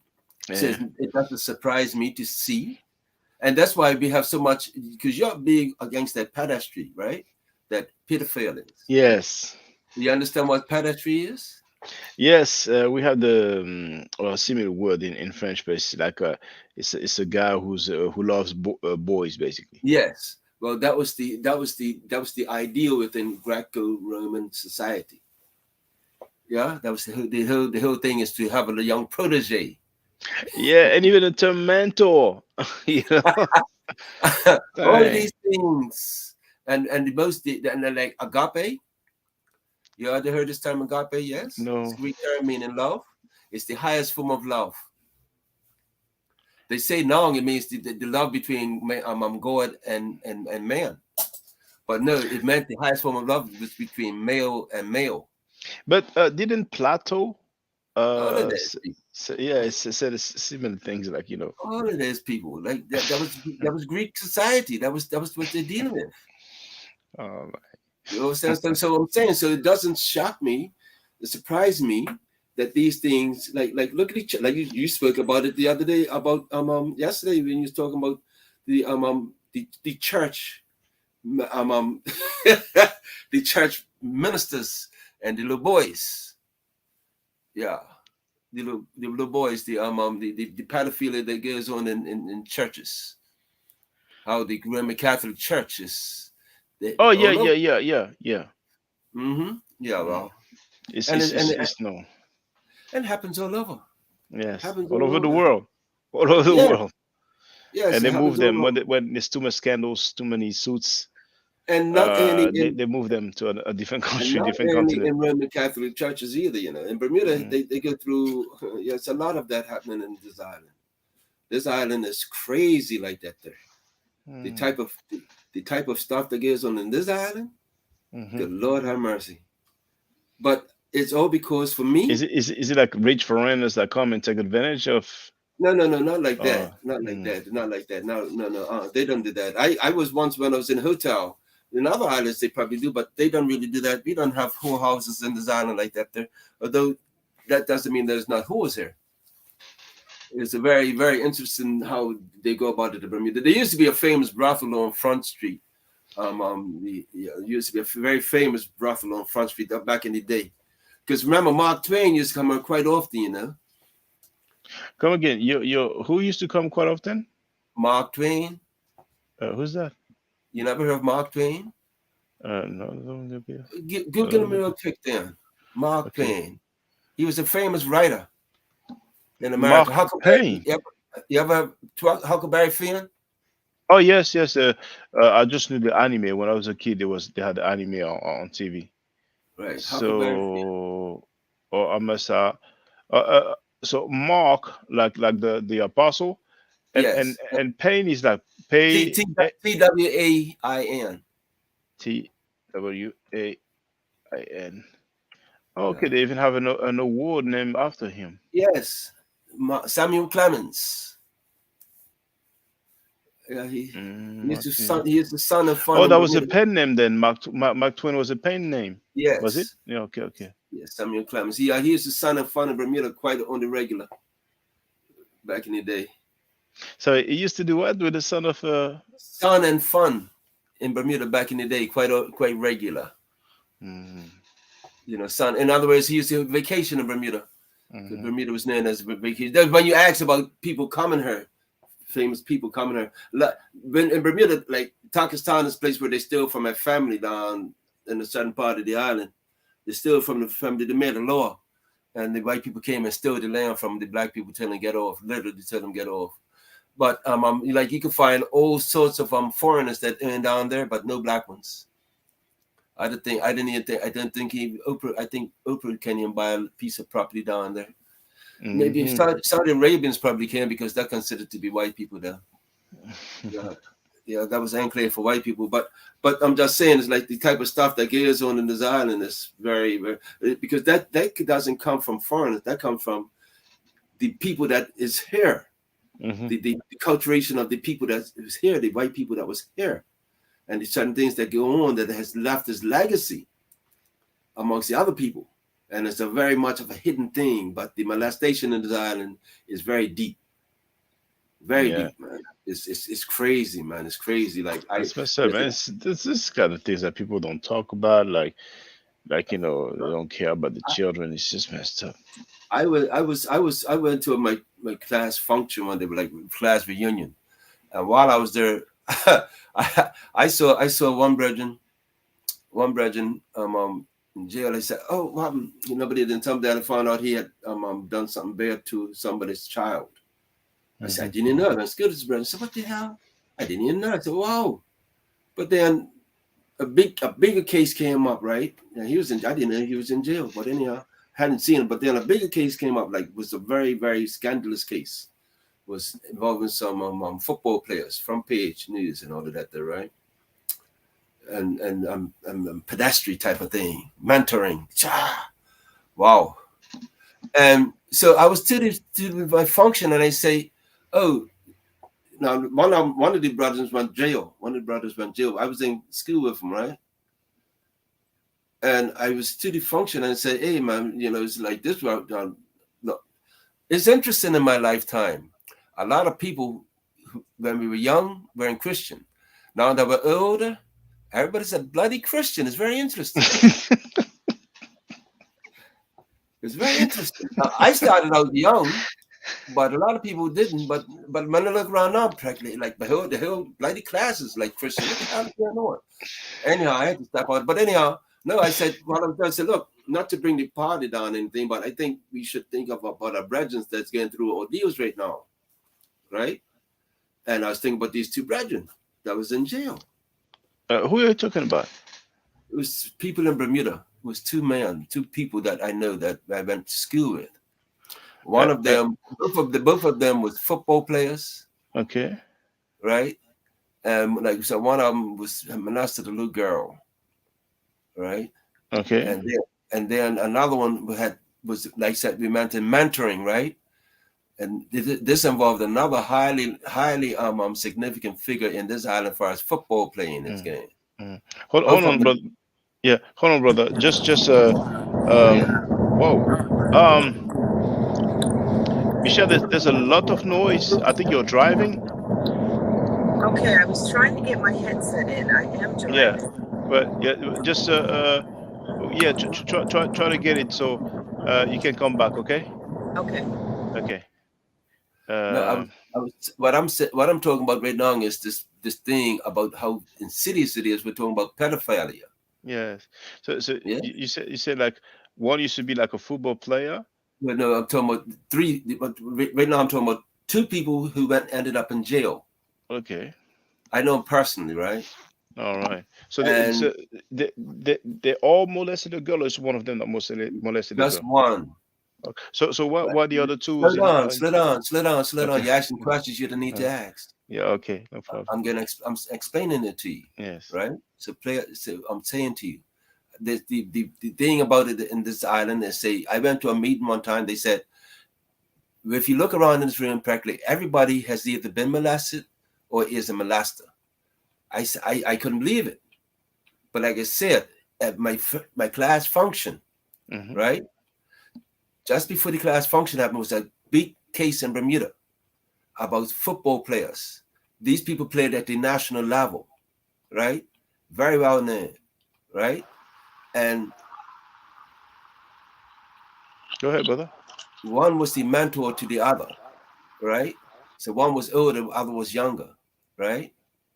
The older one was just above me. But anyhow, so I'm to my foot. So now he went jail, and I'm saying to the people at the class function who's old now Christian, I said, look, you always having fun. I'm good, but I'm saying we should remember the people that are struggling in life with the demons, because there's a lot of stuff that goes on this island that is very hidden, and everybody plays like they don't know about what's going on, right? And so I said that we should think about these brethren that's going through some serious problems in their minds, right? And so, okay, and they said, oh, they sort of like didn't like me when I said that, right? But cool, right? Because you're Christian, but I'm saying, like, we got to remember everybody, right? So the next day we went to lunch. This part of the same thing, right? So the next day we went to lunch, and one of the brethren says to me, "Hey, did you hear what happened last night?" I said, "What do you mean?" He said, "Well, listen, man, the brethren that we talked about last night hung himself." But the one who hung himself, like, is he one of the former victim, or is he No, one of no, the no, no. guy He that was was in jail. He falsely was in imprisoned? jail. But he's one of those who were falsely accused, right? No, I nobody said was falsely accused. Oh, okay. Nobody said Oh, that he was falsely oh, accused. okay. All The right. person, the victim came out and said what happened because of what was happening in the island at the time, and people was talking about these things need to be exposed. Yeah. And so he look, it was great shame. It took a lot of power for him to do that, because, like I said, these was hot, very well recognized and respected peoples. Yes, the one that went to jail, he was very highly. He was just 2 years maybe older than me, right? And we know, as I said, we went through high school together. I know from high school, so I know I'm familiar with all of them, right? And these people was at the highest level in this island, so they was very well known and respected, right? So for the younger one, the victim, to come out and say, but I think that the older one who ended up in jail hanging himself, I think he was the victim too, but nobody said the buck And that's up. the. But I think he was a victim as well. I don't know who victimized him, but in the football fraternity, That's what they do. you have a lot of ability. You have a lot of, because people gravitate towards that there. Yeah, it's a lot of young boys and a lot of mentors. Yeah. So we have to be careful. Yeah. So, but we don't know, because people are very respected in the community. Some things don't get talked about. Yes, and it's sad. But like I said, I was just said that because of the whole conversation that you have now, and I'm saying because this island is very Christian. It doesn't make a This difference. island is very Christian, but yet this stuff goes up, goes on all over in different circles. You know what I'm saying? But this island is very Christian, and you just talked about King James, and I talked about the Constantine and the things that go on in the society called Christian as patterned after Greco-Roman concepts. You understand? They're all correlated. So it doesn't surprise me what you read just now and how it makes you shocked. I'm not shocked. I'm not bragging, but I'm known to my grandparents' age. Yeah. I have grandchildren. You know what I'm saying? But I'm just saying to my children older, I'm just saying is that I see these things and I'm saying them now. And that this is getting out all over the world. But now if people go back and look at the papers in Bermuda, they would know who I'm talking about. Because it was a very celebrated, it was front page news and all of that there. Yeah, it was crazy. It's crazy. But like I said, you just read about King James, but everybody in this island, in fact, everybody in this island has King James. That's messed up. You know, just stay with us, brother. I'm gonna try. Sorry, but anyhow. Michelle, feel free to speak. Hi, can you hear me better? Much better, yes. Okay, and hopefully no echo like this morning. No, there's no echo. Okay, I'm going to be parking in a minute. So I heard a bit of the conversation before about Kwanzaa, and honestly, I had no idea that the other one, that gentleman was, a criminal. I had no idea. And it's only recently, well, I don't really celebrate Kwanzaa, but, I've got friends that are into it and so forth. So I've been to Kwanzaa events. Oops, there it is. So I've been to Kwanzaa events, but I don't. Oh, we don't hear you anymore, sister. I don't know first if you can hear me. I saw it this morning, but first time I heard that thing, I saved it to listen to later on from the brother Dow James.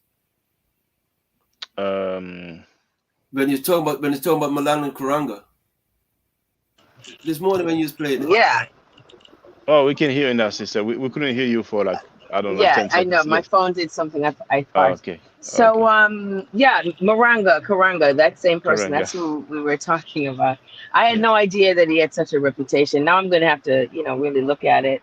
I haven't made it. It's not a big thing in our household. We haven't been really celebrating, but I did go out and buy a Canara 2 years ago, and it sits, just as decoration. Quite frankly, no one really does anything with it, but. Yeah, I thought it was very similar to Hanukkah because of the candle arrangement. But like that other guy said, I can't understand what he means because it's not really tied into their thing. It's like we took it and maybe did a little something different with it and made it our own. That's why I mentioned the thing in your chat about, as a Jamaican, we cook up curry chicken and rice and peas and all that for Thanksgiving as opposed to making a turkey and blah, blah, blah. But just kind of take the thing and make it your own. So in that sense, not that I'm pushing for practicing that or doing that, but it might have some value in terms of unifying all of Black people all over the world. I don't know. I'm just saying. Well, as a thing to do, to talk about the principles, which are all great principles that we should be doing anyway. Unfortunately, yes, for real. But even if the whole world deals with it, I'll personally pass. All right. Yeah, I couldn't get into it myself. I was in Atlanta one time, up to the Shrine of the Black Madonna, and he came through. It was very interesting. It was a nice little thing. But it's because I knew what the history of it was, but so I couldn't really get into it. I can't really, some people heard they really like it, and I have to film the same film, but yeah, it's a conglomerate of a couple of different things. He puts it together, and like you said, the 12 days of Christmas, type of thing. And so it's a hodgepodge of every little thing, and Yeah. like as your sister said, it making it your end and all of that. No, actually, I'm destroying the whole thing. I don't want to use nothing. I want to destroy the whole thing. I have no time for none of it. None of it. No time for none of None of it. it. Mr. Correct, Malana Crank. I bought the Husia.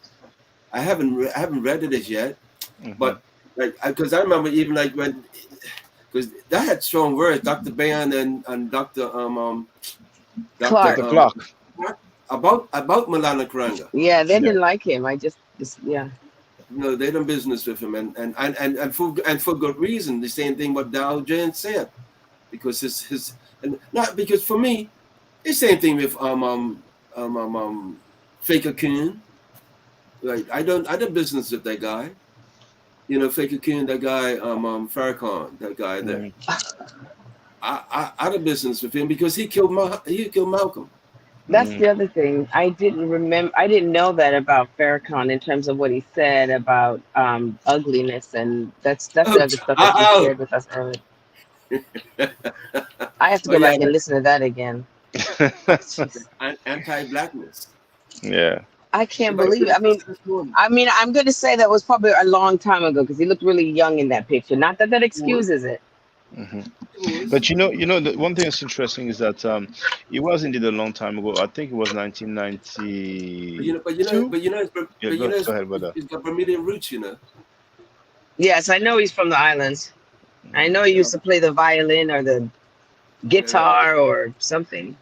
yeah. He's been back here a couple of times, but I had a business with him. I had a business. No. I ain't got no time for that, man. Now here, this link here, it's in the chat so everybody can see it.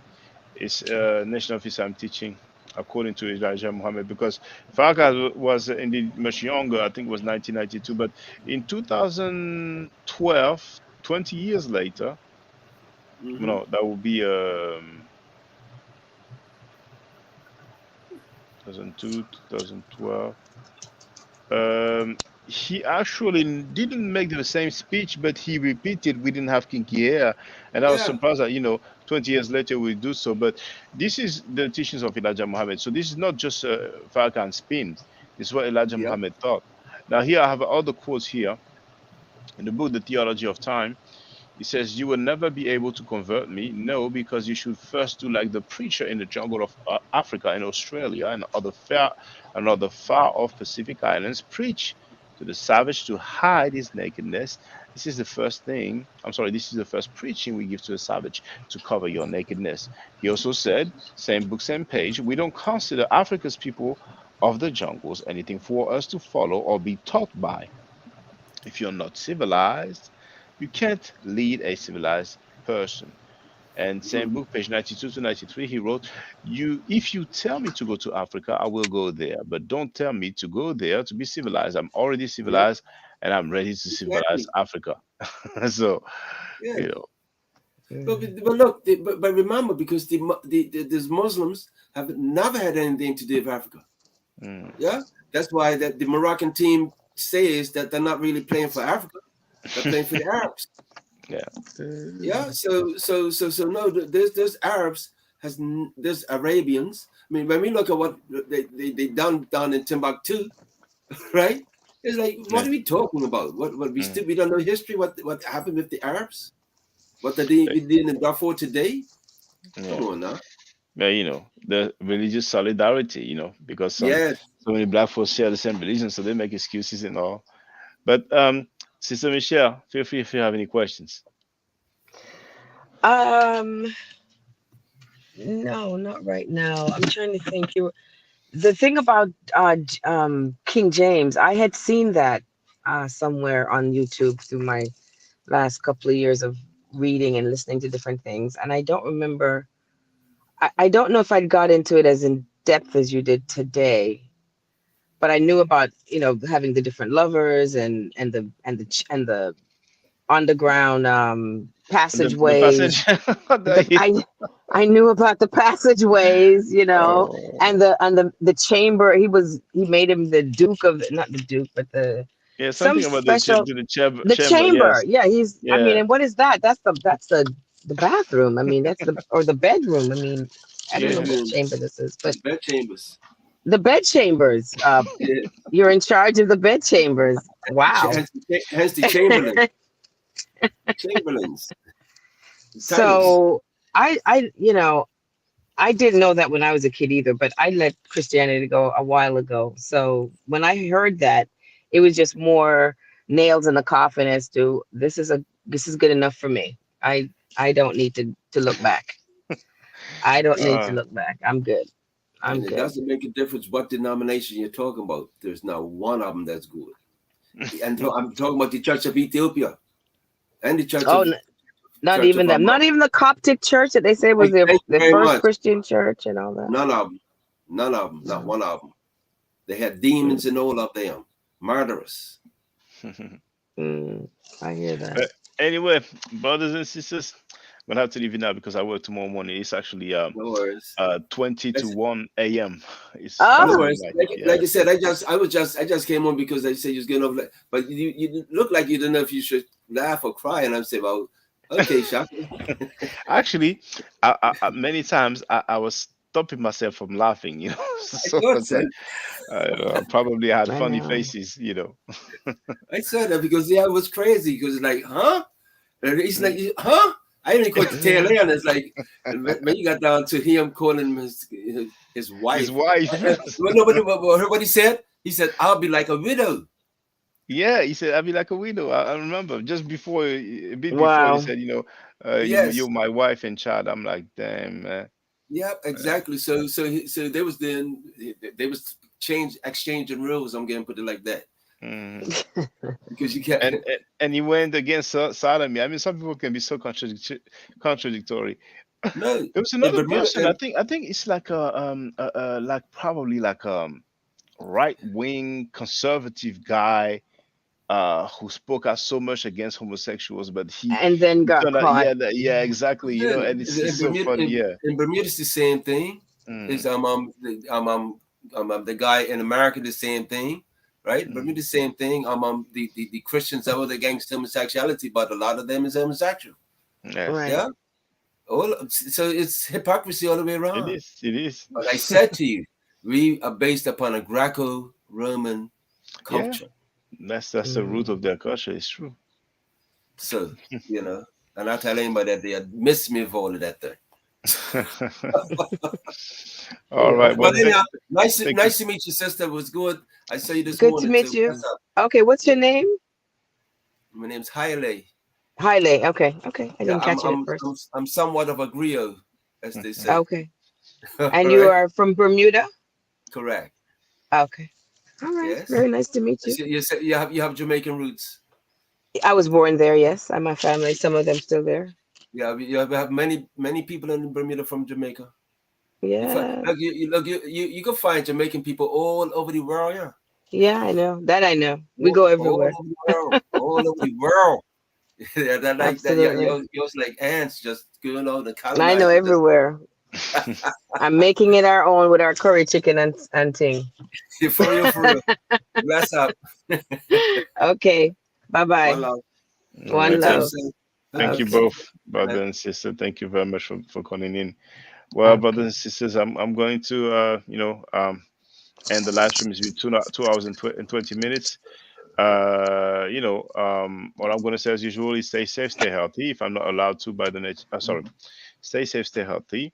If I'm allowed to by the next year, I will definitely holler back at you. I don't argue, I state facts. If you're not part of the solution, you're part of the problem. OTEP. Okay. Now, for the record, for those who don't know,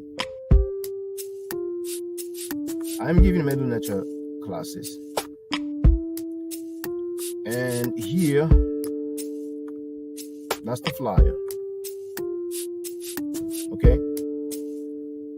So, those who are interested, feel free to holler at me.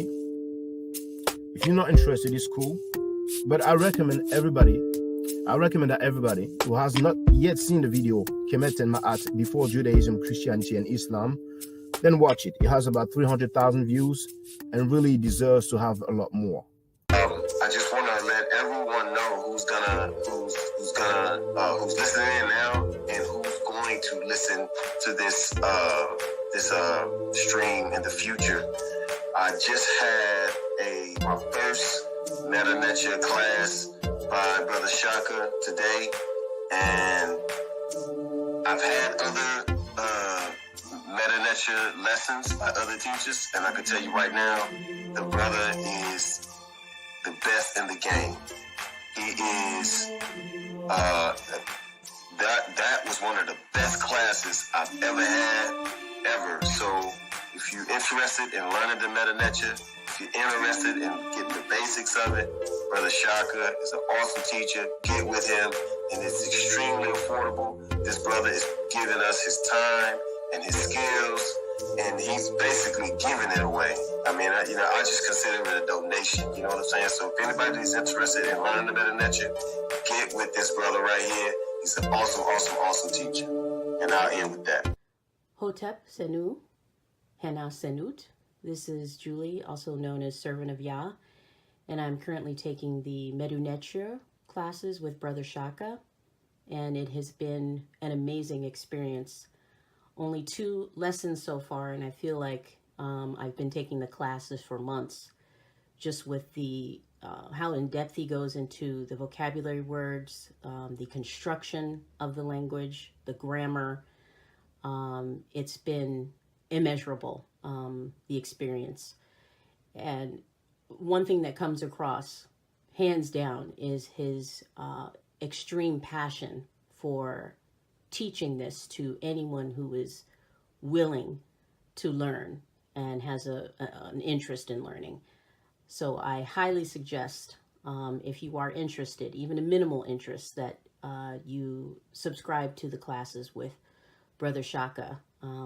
It's such a nominal amount for how much you get. I know, like, our last class was over 2.5 hours. It felt like 2 minutes, but because that's how, involved you are in what he's teaching and how he teaches and how compassionate he is about what he teaches. Also with sharing materials free of charge, no question, no doubt. It's just what he does. He doesn't have to, but he does. And so I just wanted to give a short testimonial about the class and the effectiveness of the class, and all of that is attested to how studied Brother Shaka is.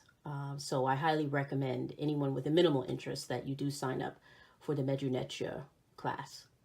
Hotep.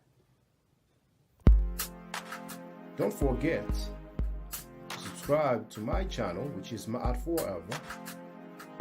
Don't forget to watch the video entitled Kemet and Ma'at. Don't forget to share Kemet and Ma'at on my channel on Twitter, Facebook, Instagram, WhatsApp, or other social media that you use. Email, text messages, you name it. Those who wish to donate can do so on paypal.me/ma'atforever.